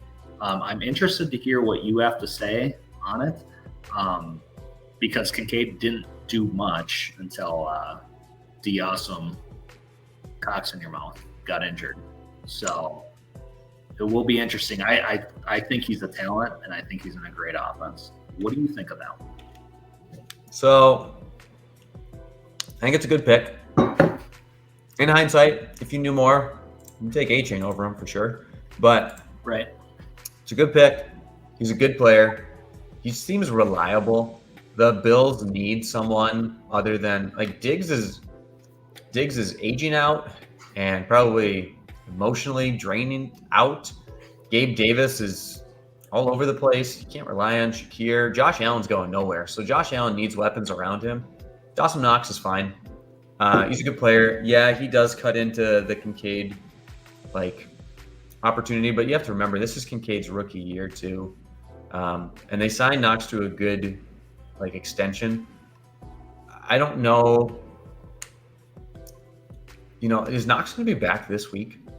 He's not, right? They opened the window, but he may not be back this week. Right. Because that impacts Shakir a lot too. Not to go back to the matchup thing for Eric McGart, but that's what I was going to ask you. So when Knox got injured, they switched their offense almost entirely. Yeah, they had that 2 tight end set. They were trying to do the more downhill run thing.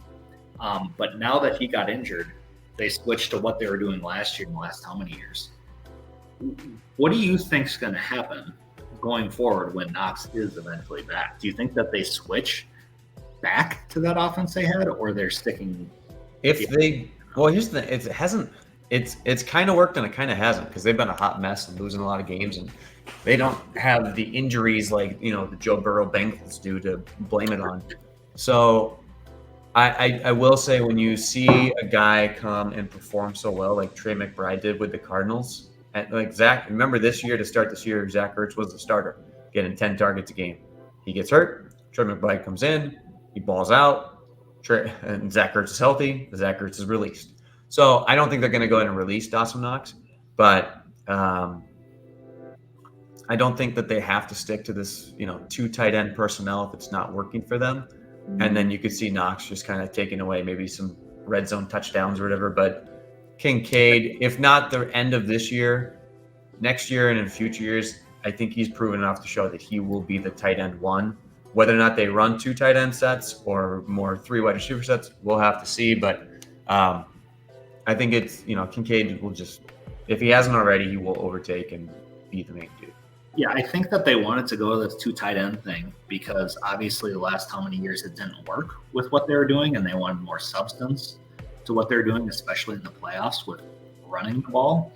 But James Cook, he's not that guy to give 20 carries to, obviously. And Latavius Murray sucks. They just don't have the personnel to try to run downhill. So I think I agree with you. I was just curious to hear your thoughts on it. Yeah. Next pick by Vice, Zach Charbonnet. This was another tier break to me.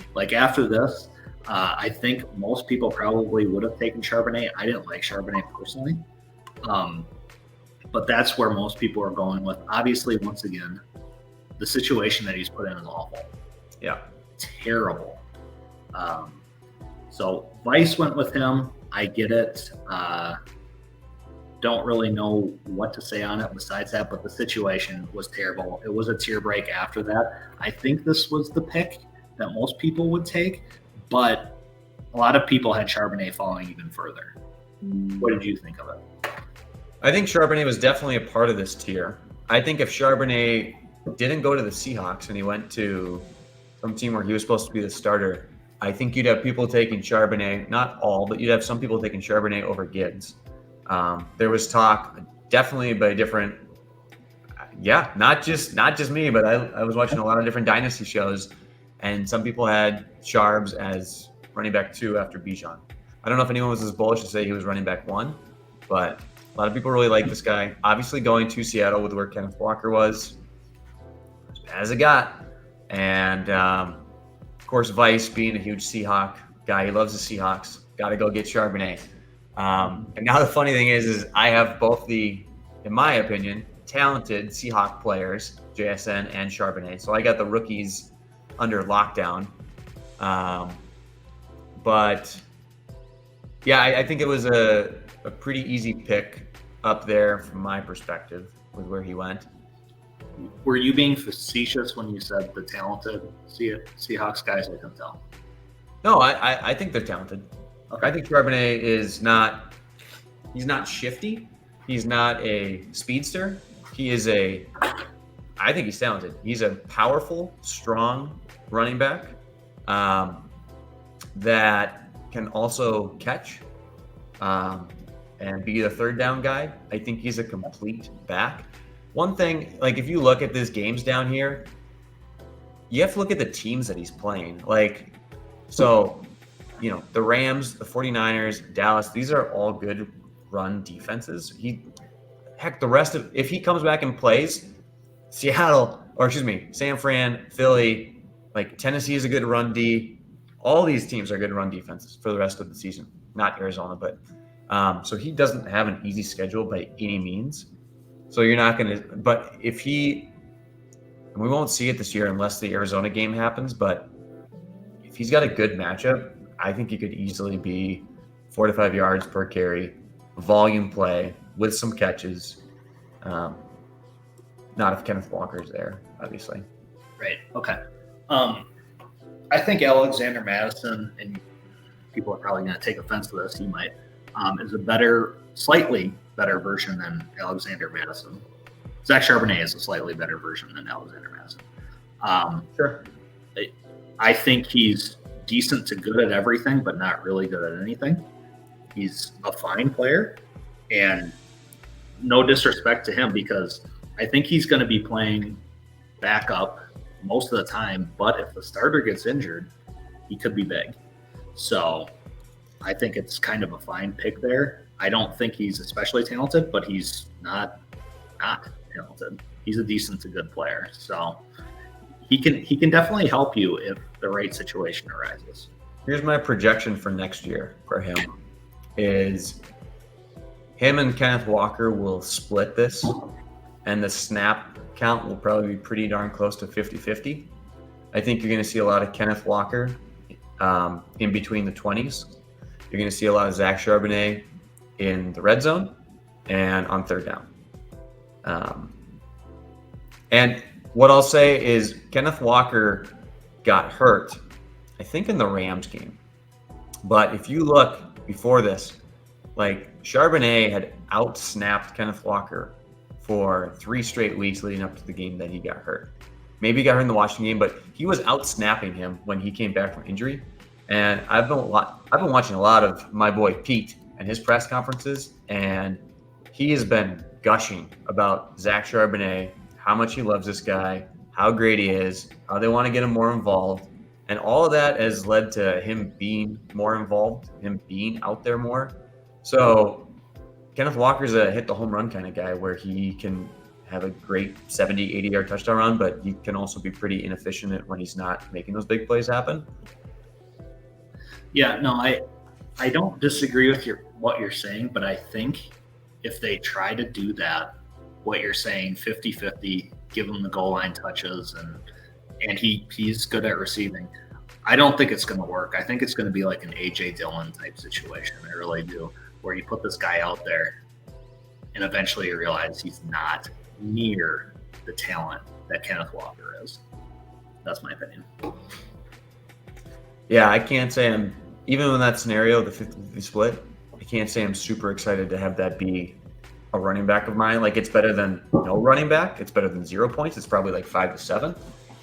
Heck, for my team's been so bad this year, 5 to 7 sounds like gold. But yeah.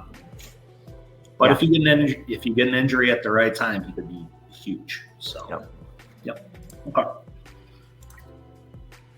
here it is. A-Chain. Mhm. I'm trying to remember exactly where he was. I think this was right around where he was. I don't know if he was further back than this or not. It turned out to be an awesome pick by that damn Donnelly. Doing it again. Fucking hate that guy. Am I right? No, just a great pick by him. There was obviously a ton of questions. It was very interesting with Texas A&M when he was there because even though he's miniature, he could run between the tackles pretty well, and he took on people pretty well. Once again, I'm super concerned that he's going to be injured literally all the time, but he's obviously a super good player and the perfect system for him, and they know exactly how to use him. When did he get picked? Second round, I think. I'll look it up. I was trying to find it over here.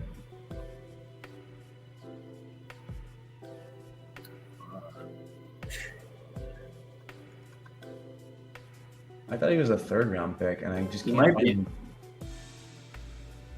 name. I was going to see who was picked around in the actual draft, but second round at some point. No, never mind. Third round. Why can't I find this little squeaky guy? I don't know. It's hard for me to find too. Like here's the third round. Third round, pick 84. Hey, there he is. So yeah, he was right before Tank. He was after Josh Downs. Yeah. Tillman, Kendre Miller. Kendre Miller was before him. Tank Dell. I had Kendre Miller in front of A-Chain as far as where I would draft him. So. Oh yeah, me too.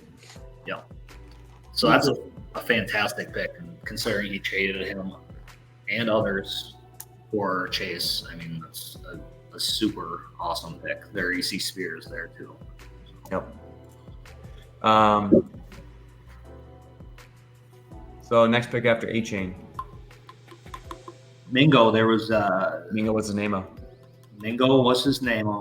There were people that hated him, people that liked him. I think most people liked him based off where he went or when he went and where he went as far as no competition. A lot of people had him picked there. A lot of people had him picked middle of the second round or even potentially later. I would have taken him around there, so I don't have any issue with what Vice did there. I don't see a lot from him personally, but that's my opinion. What do you think? Yeah, I mean, he was a back of the first to middle of the second pick in a lot of drafts, and I didn't have strong feelings in this guy either way. I wasn't like super excited about him, and I wasn't super off him. He was kind of off my radar. I didn't really care, and I think that's mostly proven to be right. I've seen more bad highlights of him than good highlights this year, which makes sense because it's Carolina. I don't know. I haven't seen anything that makes me think he's relevant or has any kind of staying power, other than the fact they don't have anybody. But the fact that they don't have anybody is the real indictment. Carolina should be bringing in a whole group of new receivers next year. He's a poor man version of Rashee Rice to me. He can do almost exactly the same things, just not quite as well.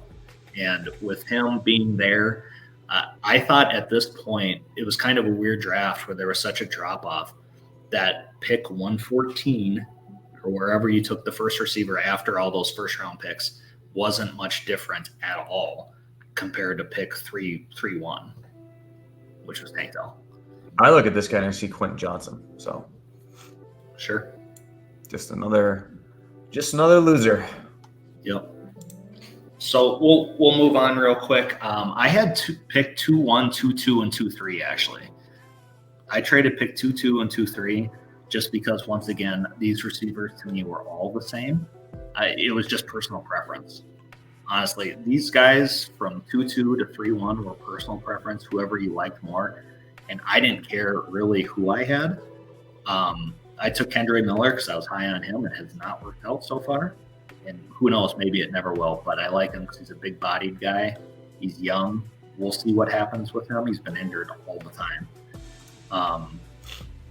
But after that, these guys all in the second round are like, to me, like in the same tier. There wasn't hardly a difference.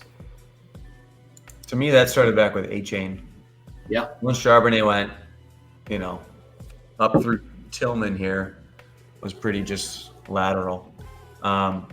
Just to go back on this too. So first round, best pick, Stroud. Worst pick, Quentin Johnson. Yes. Second round, who's your best pick? Who's your worst pick? Best pick to me, for sure, trying to make for sure, is Sam Laporta. Yeah, 100%. An awesome pick to get that guy at the end of the second round after a couple other tight ends were taken was great. And it wasn't like a slam dunk pick either. It was probably the pick to make, but it wasn't a slam dunk. Vice, once again, just with an awesome draft, really, and took a guy that's going to be a top 5 tight end for 8 years, probably. Mm-hmm. Yeah, he's tight end number 2 on the year. Kind of crazy. So, yeah. And then worst pick of the second. Probably Tank Bigsby, which was me because I had other options big time, and the people that were picked behind him have been good or decently good, and he has been sufficiently terrible. Yeah, I mean, Chase Brown has not been good either, but at the point of Chase Brown, really all that you gave up was Laporta and Tank.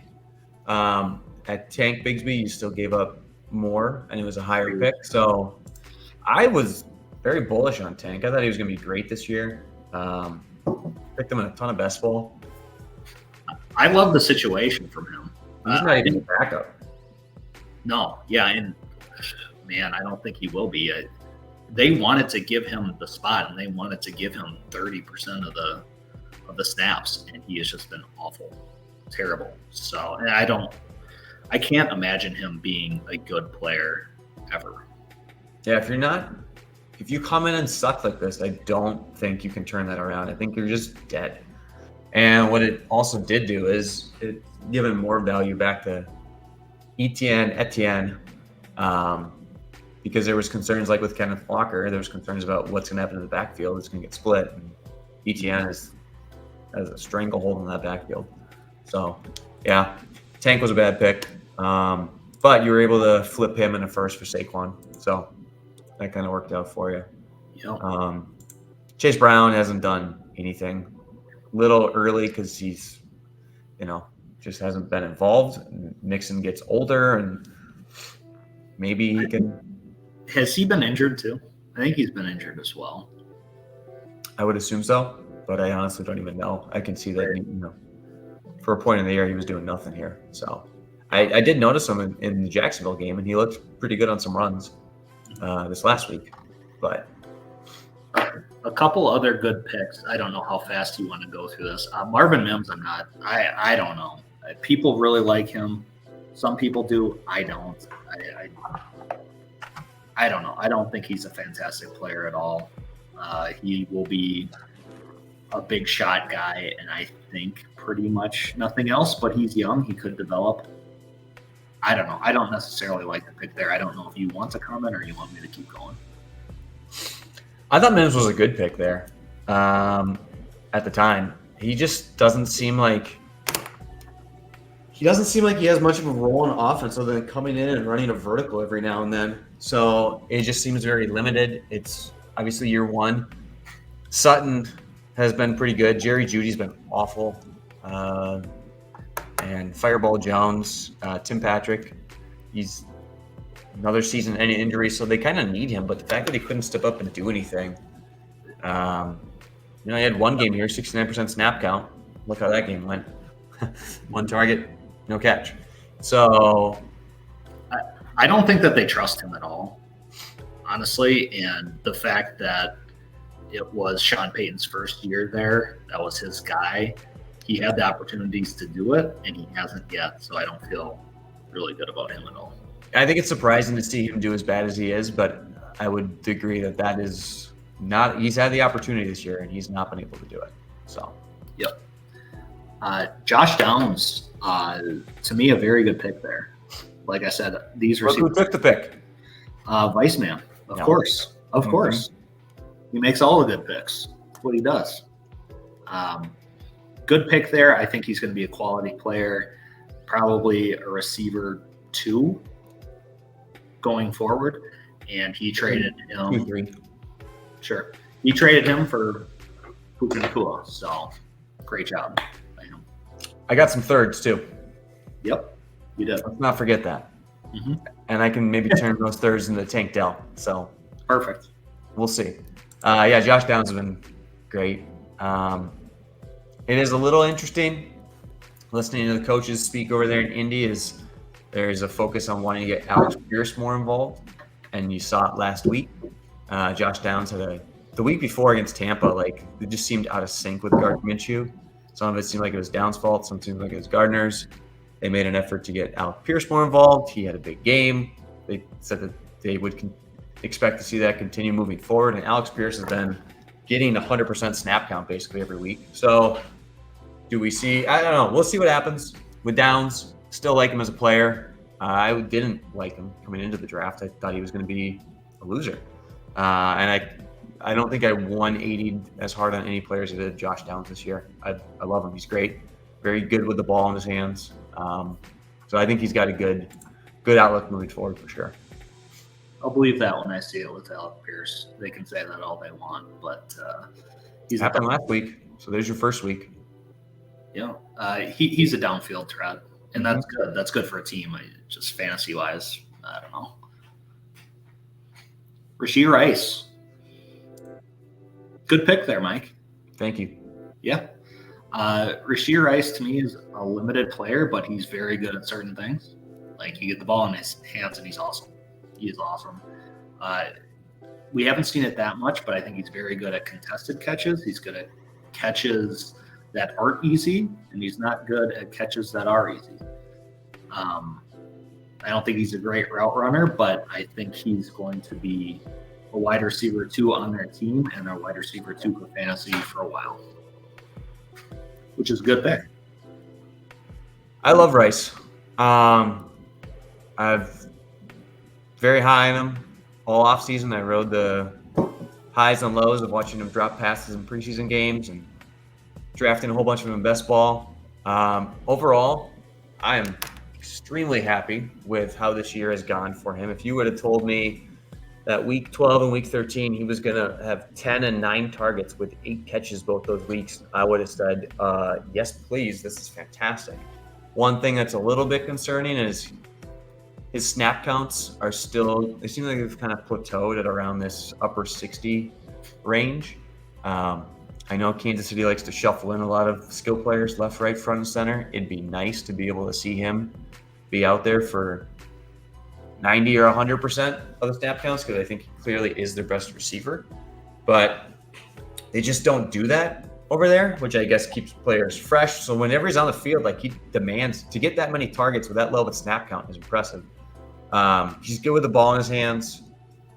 I think he's still got room to grow his game as far as being a better downfield receiver and a better route runner.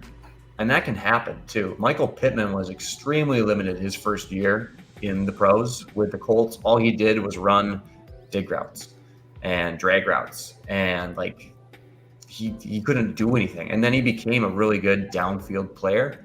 So I kind of see similarities to Rice over there where he shows that, and he still has a drop issue, but he shows that when he gets the ball, he can make plays with it. What he needs to learn, and this is not an easy offense to pick up either. Like rookies don't typically produce at all with Andy Reid in Kansas City. So the fact that he's doing this his first year is amazing. And if this is all he can do, and this is the pinnacle of Rashee Rice, then yeah, he's a good wide receiver too. But if he can still ascend and grow with Mahomes and Andy Reid and an aging Travis Kelce, the sky's the limit for this guy. Like he's got a lot more area to grow to if he can become a better route runner. And I think he can. I don't see anything that tells me he can't. He's just not there yet. Sure. Mahomes looks for him all the time. So you got to feel good about that. Mm-hmm. Can we take a timeout? Yes, we can. Do you have a dramatic cliffhanger that you want to end this thing on? Hendon Hooker is coming up. Oh, God. All right. Well, since we're going to talk about Hendon Hooker next, we appreciate those of you. If you did make it this far in the podcast, I'm sure we won't be talking to many of you after the break, but stick around. We'll be back real soon. All right, all you Hendon Hooker fans, we're back. And there's still no Lucas. What do you think? The percentage of him being dead is at least 73% at this point. If you have an interest in joining this Dynasty League that we're talking about, be sure to leave a comment in the YouTube video because we may have an opening. So it's the percentage is going to keep going up. So yeah.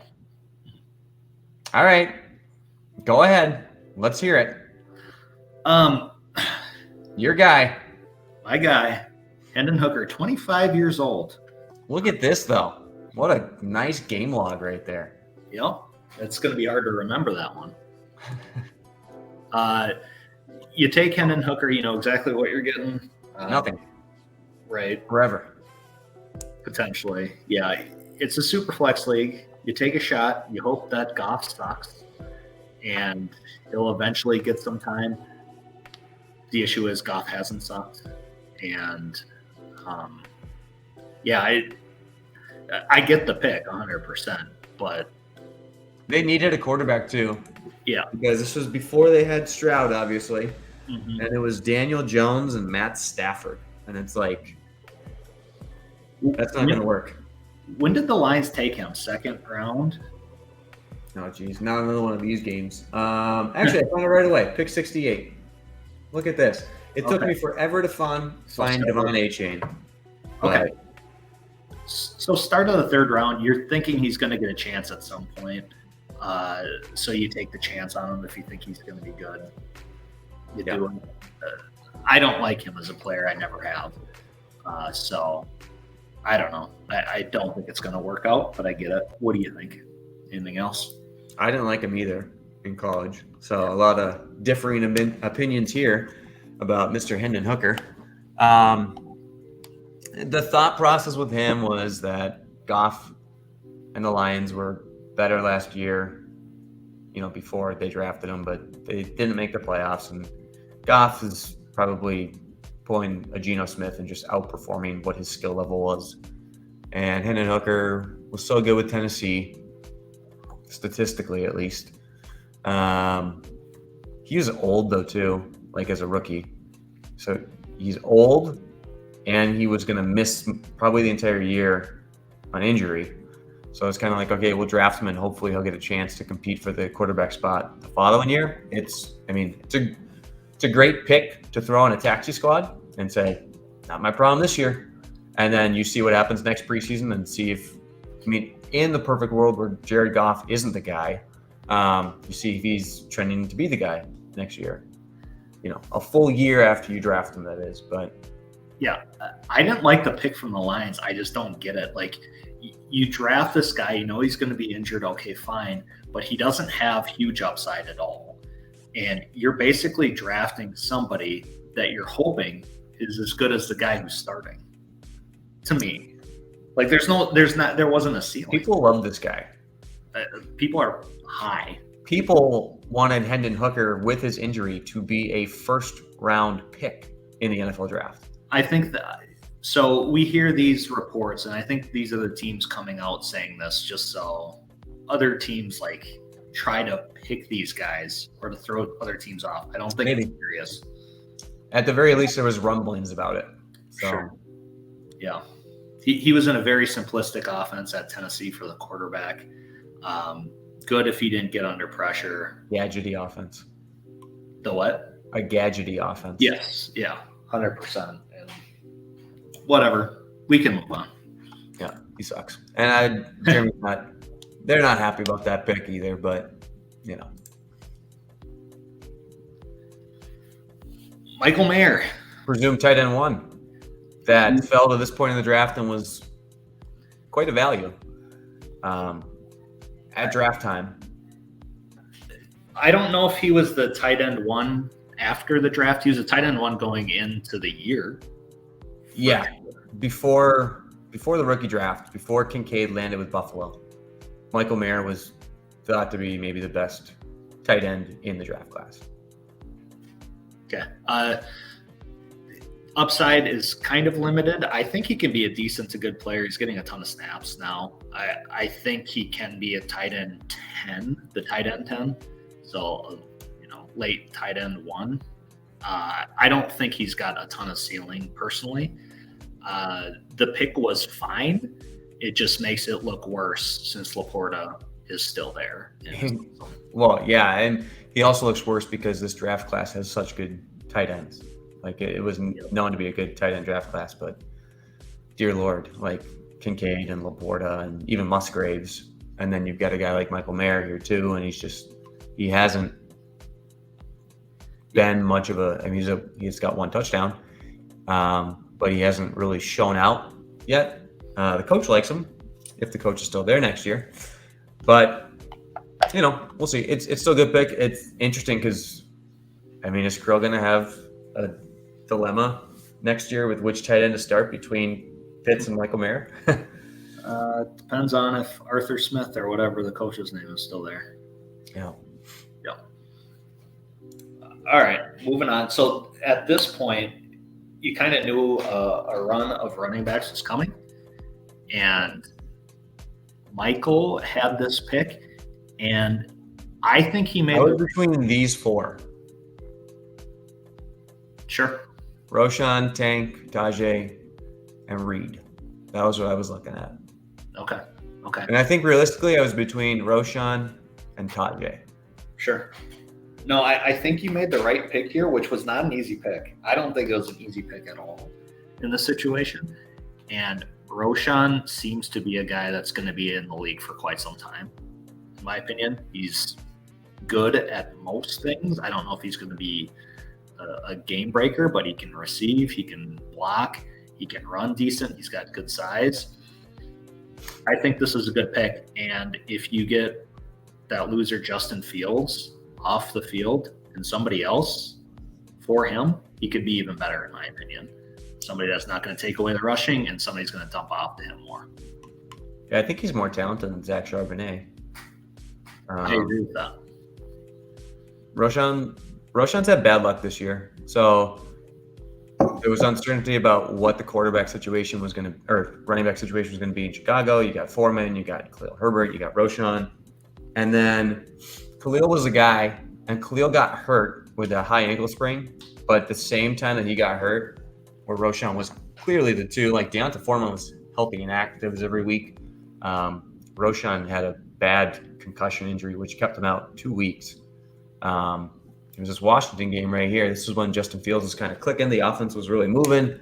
And then Roshan went down. And that was, for this year, that was his opportunity. When Khalil goes down, he takes over, and he's just the guy. And because he didn't, then you had Foreman that kind of blew up. So by the time he came back, you were kind of figuring out, well, is it going to be, is Roshan there? Is it going to be Foreman?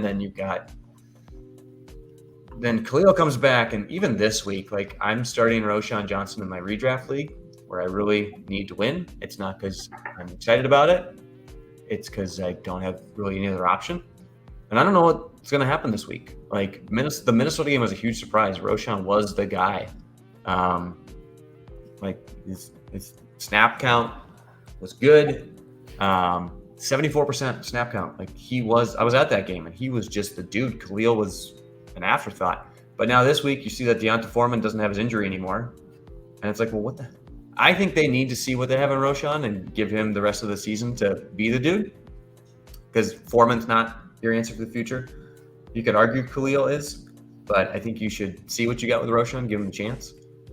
But yeah, I don't know. We'll see. I like him as a player, but he missed his big opportunity with that 2-week concussion.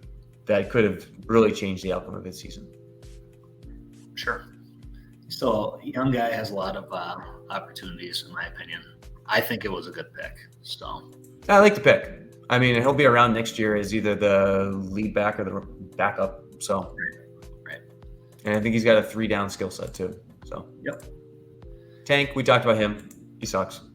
Sucks. So for this pick, just real quick, to tell you how bad that I am at drafting in some spots, I had Tank like higher than this. And I had picks 2-2 and 2-3, and I thought I could get Tank later. And that's who I wanted. If I would have picked, this is a really insane part. If I would have took the pick at 2-2, I probably would have taken him. But just awful. Yeah, he's been terrible. We can move on. It was between Tank and Jalen Hyatt for me, actually. Okay. And I took Tank, and that's who I wanted to get out of all these 3 running backs. It was definitely the worst one. I'd say so far the one that's been the best has been Tajay. Yep. Like, I don't think that's really debatable. Yeah. Gartz and Eric, after I made the pick for Tank, it was a smash pick. They picked Tajay like in a second. I don't know if they like had it auto picked or whatever, or they just knew that they wanted Tajay. I think that's the case. And he's looked super good. As long as his knees hold up, he's had a million injuries in college. As long as his knees hold up, which I don't know if they will, he's a very talented player. So he definitely could be better than Roshan too. Like Yep. he's a talented player for sure. He jumps off the screen when you watch him. And he may be their lead guy next year too, because Derrick Henry, another year older, does he want to play for the Titans again? Probably not. So, Yep. I just worry about his longevity, but he's a super good player. I worry about the longevity of every single dynasty running back that ever existed. So, Some more than others. sure. So this is a guy that I was looking at picking with the Roshan pick. Didn't do it. Kind of surprised to see him fall here.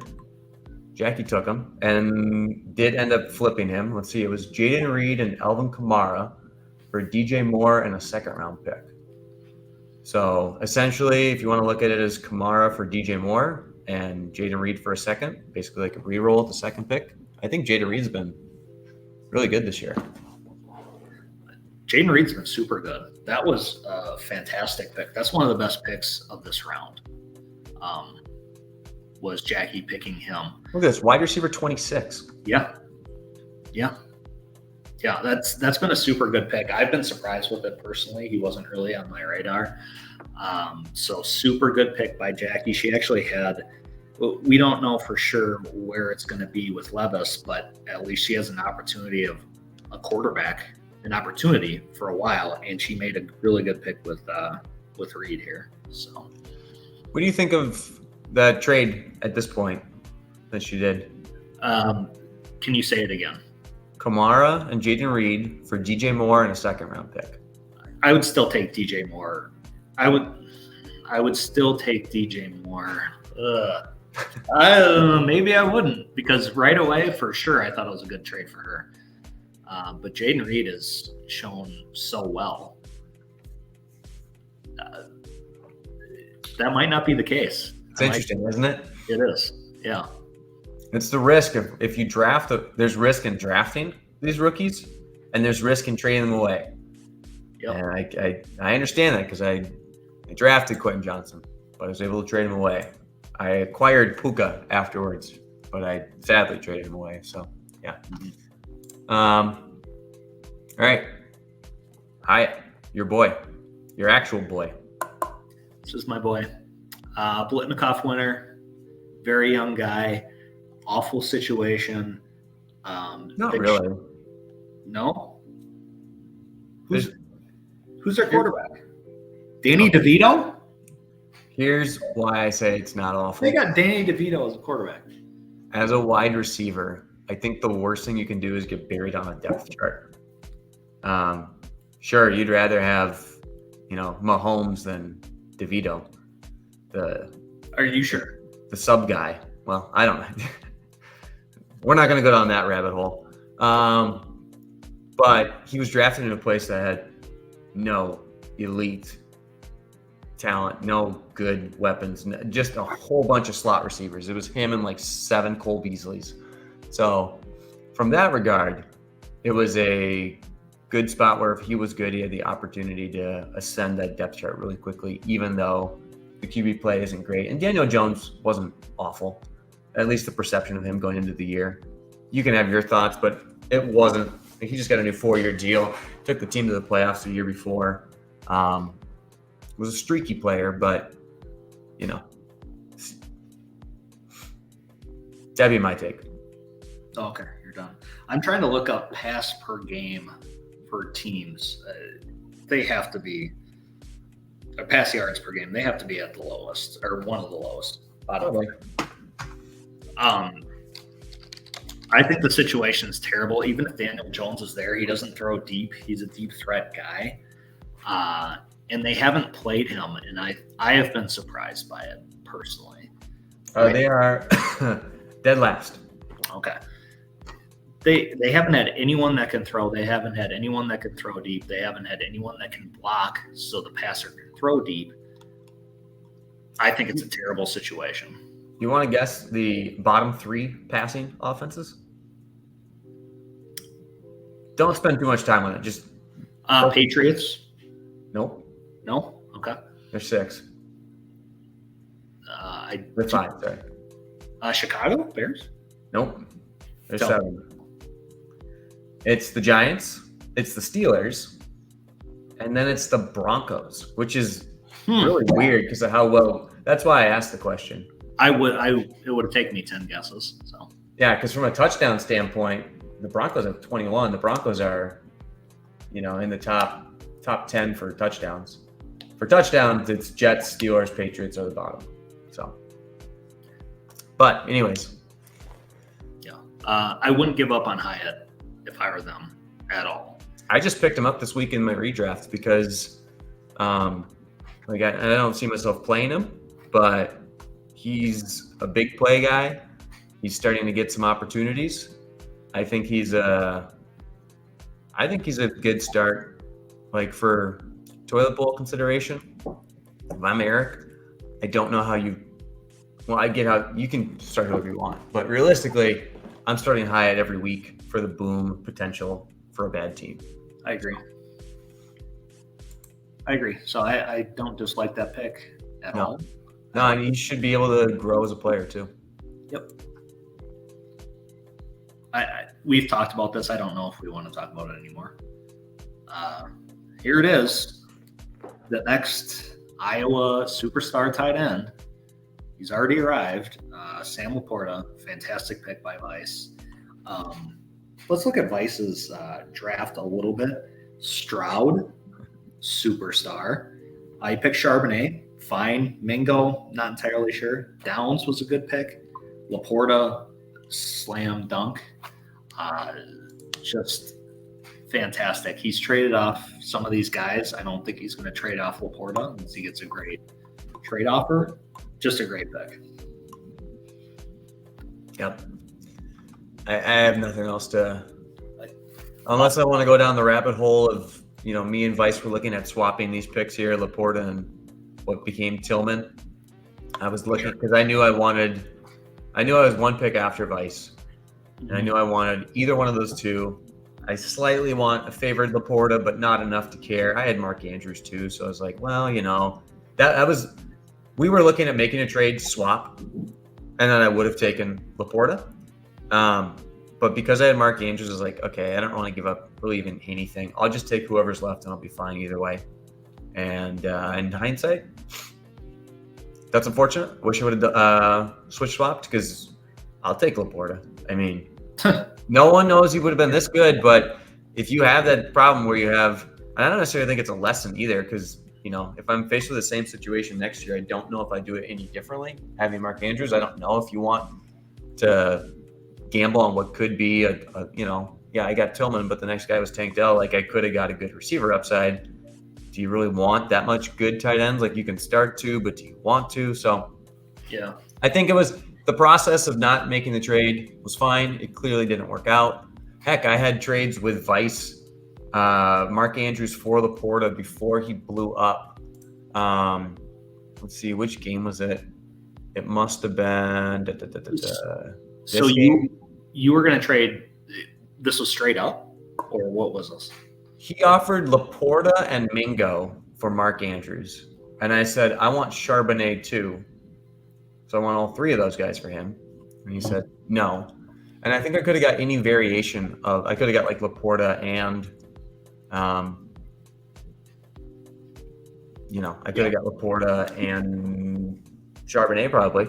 And he was offering me Laporta too. And it was right before this Atlanta game here because I remember he went and just, it was either Atlanta game or Carolina. It was when he had like a big long touchdown. I was like, well, should have made that trade. And for me, like Laporta going into the draft, it's like, yeah, they're high on him, whatever. But they had Hawkinson there, who's supposed to be a good tight end. I guess he is. They never used him, or they didn't use him much. So it's like, you expect a rookie to be better?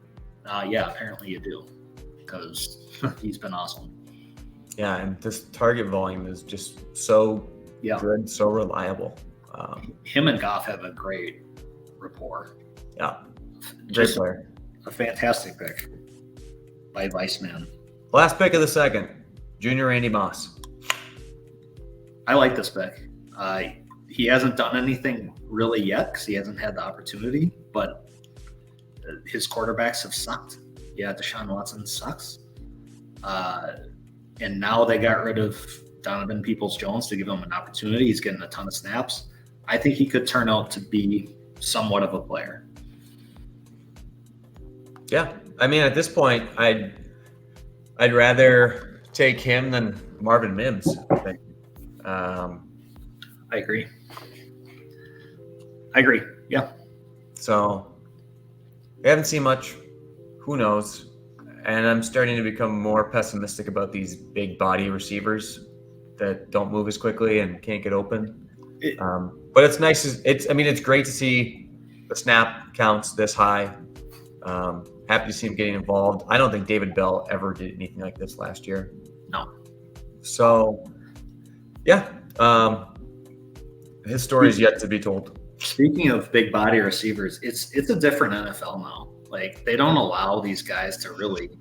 Oh, okay, never mind. No, yeah, you can say it. They don't allow these guys to hit these receivers. So these shrimp receivers, they can flourish now. Where if it was 20 years ago, they couldn't. Like Tillman would be very good 20 years ago. Tank Dell wouldn't be a thing. Zay Flowers probably wouldn't be a thing. So to me, it's just a different NFL. So it changes things. I was just going to say, what do you know about shrimp wide receivers? A lot. And that leads straight to our next guy, and obvious best pick of the third round. There's not really a bad pick of the third round because a lot of these picks just didn't materialize. There's probably 3 good picks here. Who are your? I know 2. Oh, Michael Wilson, right? Yep. Okay. Tank Dell. Obvious. Great pick. Sad injury. Michael Wilson. And Luke Musgraves. Yeah. Tank Dell, it's kind of the same thing. People were disregarding him because he was so small. Like, I looked at a lot of drafts, and I was huge on Tank Dell. I told you that. I thought he was going to be really good. That's one thing that I was actually right on in really everything. Like, this was an actual good pick for me. A lot of drafts, 12-team drafts, they didn't have him drafted, or he was at the very end of the third. It's like, okay. For me, he was a smash pick. It was an easy pick, but people were so down on him because he is a shrimp. And yeah, it's a different NFL. As long as you're not lead blocking with a 5'10", 165-pound receiver, putting him in the middle of the offensive line so people can roll up on him and break his leg, I think these guys can be good. And he's been awesome. He is awesome. It was a great next pick. It probably makes people overvalue third-round rookie picks. Just the fact that this happened. And a guy that wasn't drafted, but has been, as you said, the best wide receiver is Puka. So, yeah, Tank. And it's funny, too, when I made my pick and you're like, we were talking like, oh, who I'm going to take with this pick? And I was like, yeah, I bet I do. it's Tank, and you're like, oh yeah, it is. It's funny that was. I kind of knew that's like where you were going to go, or which kind of means that's the way I would have gone. Yep. Yeah. I was surprised you knew that because, like I said, I looked at all these drafts and he was way later. I thought it was a reach in quotes compared to what everyone else was doing. Well, we had that. Dave had a different Dynasty League draft and told him to take, let's see, like Anthony Richardson and Tank Dell and all these guys late in his. He just crushed that one. So, yeah, Tank's been great, and hopefully he's okay. It sounds like the injury was maybe even worse because he needs to get ankle surgery too, in addition to the broken fibula. Oh. So that's not good. Hopefully he'll be okay. That's probably the best you can say about Tank. Right. They put him like I guess they don't value him much because they put him like in the middle of the offensive line to freaking block. You never do it. It was just ludicrous. I saw him in the middle of the line and he got injured. I saw him get injured and then I saw the replay. It's like, what are you doing? What are you doing with this guy? Just going to try to clear out some linebackers with this guy, huh? And of course, I don't know. Ludicrous, but it is what it is. Yep. You want to talk about any of the other guys in here? We already talked about Musgrave. You can talk about Michael Wilson if you want. He's been solid. Yeah, he looks okay. And he looks, honestly, this was a pretty deep draft, so there's a lot of good picks in the second round, but looks like a good player, or he could be a good player. There's going to be a lot of who knows what's going on with Arizona in the next 6 months or so, as far as quarterback, wide receivers. Where will he be? Will Hollywood be there? Will Marvin Harrison be there? Will Wilson be the 2, the 3, the 4? Who will his quarterback be? So we'll see. But at least he looks like a player that you want on your roster at the very least. So, yep. Who do you think is the best pick from the draft? In the entire draft? Yep. Sam Laporta. Okay. You have arguably the Dynasty tight end 1 at the end of the second. Yep. I'm going to CJ Stroud still. Okay. To me, fantastic pick. He went against the grain.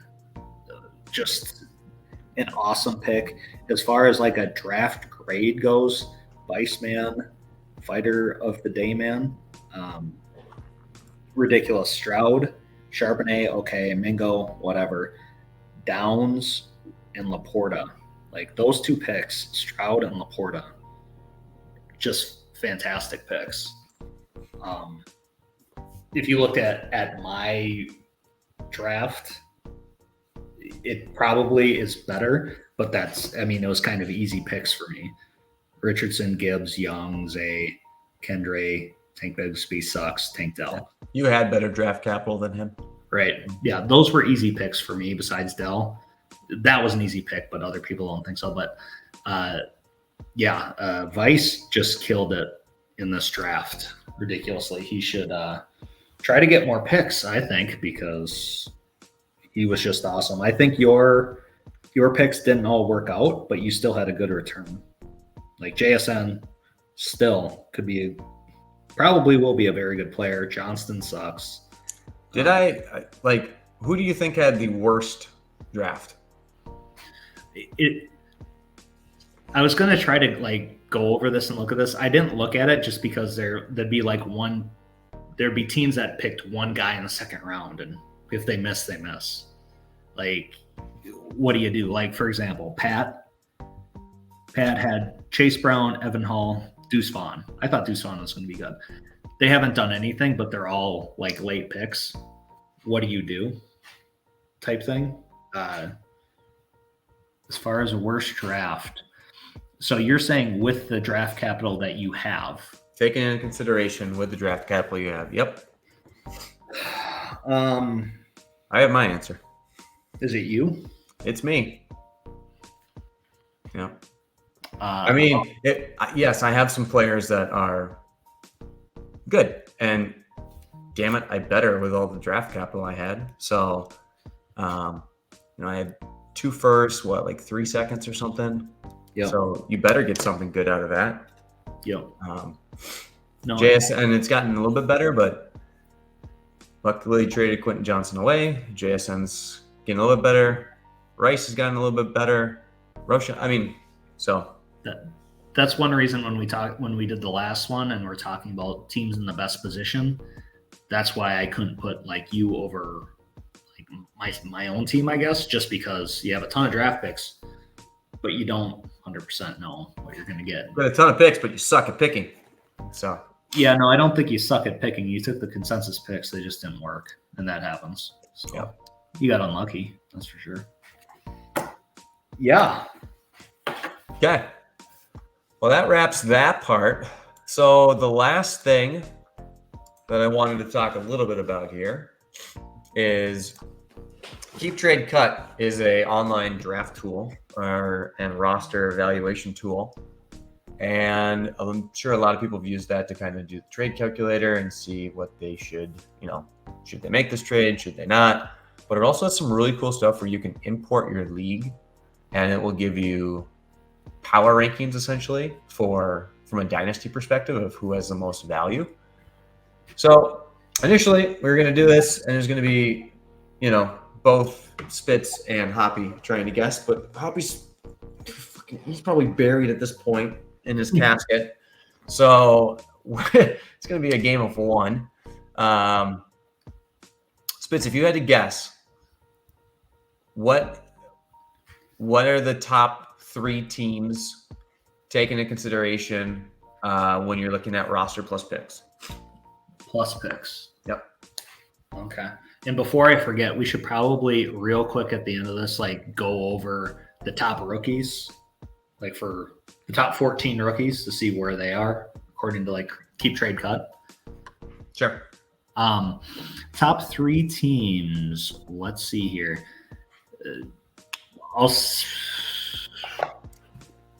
Keep Trade Cut. I'll say my team. Calm down. My team. Are they up there? You're number 2. Yeah. I will say Dave's team. Is that right? Number 3. Ooh. Is your team number 1? Number 1, baby. Wow. Okay. Number 1. Yeah. I saw someone on Twitter say that Dynasty championships should be decided based on who has the highest Keep Trade Cut value at the end of the year. And I was sharing that people were like, hey, guess I won. You're the commissioner. It was great. Make the I was change. dead last, but guess I won. Thanks for the money, everybody. Mm-hmm. Yeah, so it has, if you take out picks though, I drop, and I don't want to show you guys this screen yet, but if I take out picks, I drop to 4th. So somehow I'm still in 4th without picks, which is kind of surprising. But that's great. Okay. We're gonna. Do we want to go? Because it does it based on position too. You want to guess who are the worst 3? Pat. He's the worst. Let's see here. Hold on. I didn't know these questions were coming. Let's see here. Eric? No. No? Okay. He's number 7. Oh, Yep. wow. Okay. Hold on. I'm thinking Nick or Justin. You can tell me both. Those are number 12 and number 13. Nick is 12, Justin is 13. Yeah. Okay. So here, we're not gonna do this guessing thing, but I'm gonna show this instead. It's kind of cool here. So if you take a look, it's full team plus picks. You can go to just players only too if you want. So they have it based on team. So you can see, here's the order of teams. And then it will break down each position. So if you're looking at quarterback, you've got me, Dave, and Eric and Gartz because they have Watson as well as Jalen Hurts. Bottom quarterback teams, you have Pat, who has just Geno Smith and Ryan Tannehill. So not good. Nick, who's got Russ and Rodgers. That makes sense. And then Jared, zap, zap, zap. And Joe Flacco and Sam Howell. Running back strength, no surprise, Krill up there top. You, number 2, makes sense. And then Jackie, who's just got She's got a full stable worth of running backs. Bottom running backs, you've got me. Makes sense. I got nothing. Justin, his guys are just aging out. And then Don, this is interesting. Wow. Don's so low. That's Yeah. the Eckler and Derrick Henry. Yeah. I would not have expected to see him. I mean, there's right above is Zach Moss and Kyron Williams ranked above it. And above that is DeAndre Swift and Jerome Ford with Pat. So interesting to see Don ranked so low over here. Wide receivers, you've got you, Don, which makes sense, and then Dave. At the bottom, you've got Kirill. He has got nothing for wide receiver. You've got Pat, who he has Puka. So that's kind of interesting to see him down at the bottom. And then you've got Gartz. Tight ends, who cares about tight ends? But tight ends is Nick, who has Hawkinson. Laporta here with Vice, and then Kittle at 3. Down at the bottom, you've got Jackie and, her concussion protocol tight ends. You've got Pat with Dalton Schultz, I think. And you've got Jay Wold with Godare. And then pick me, Jared, Fitz, no picks, Pat, Vice, Dave. Kind of what you expect. And then you can drill down deeper into all these teams too if you wanted. And here's Fitz's team, and it's strong because of picks, wide receivers, running backs, weak on tight ends and quarterbacks. You can see over here in ascending order, list your most valuable assets. And it does go picks out to the 2026 year too, which obviously we don't have those as pieces, nor do we have 2025, but it still shows it. So kind of neat. You can see your top guys, Jefferson, Gibbs, Purdy, and one-legged tank. And then Nico. So kind of cool. Just wanted to show this. It's really easy to be able to go in here and take a look at this if you're curious to see it. Let's see. The last thing you wanted to see is, oops.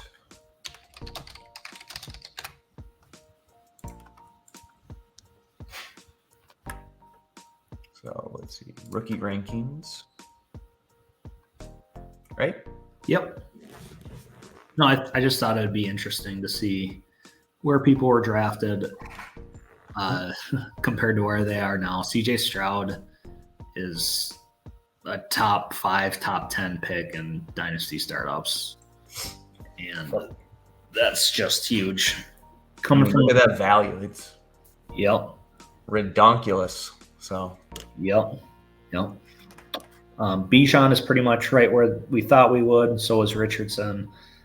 Gibbs hasn't moved much. Laporta's a huge jump. Obviously, Puka coming out of totally nowhere. A-Chain, Addison, there is Dell, JSN. Yeah, no, I just thought it'd be interesting. Bryce Young, people hate.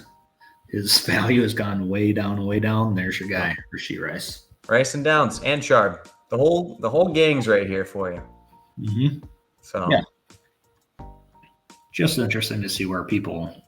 Here's an honorable mention, a guy that we didn't talk about at all. Yeah. Who has him? Does Pat have him? Nope. That's Eric and Gartz. Oh, okay. Yeah, that's nice. Keep Nice Mitchell up there. Yeah, I think he's on their taxi squad, if I recall correctly.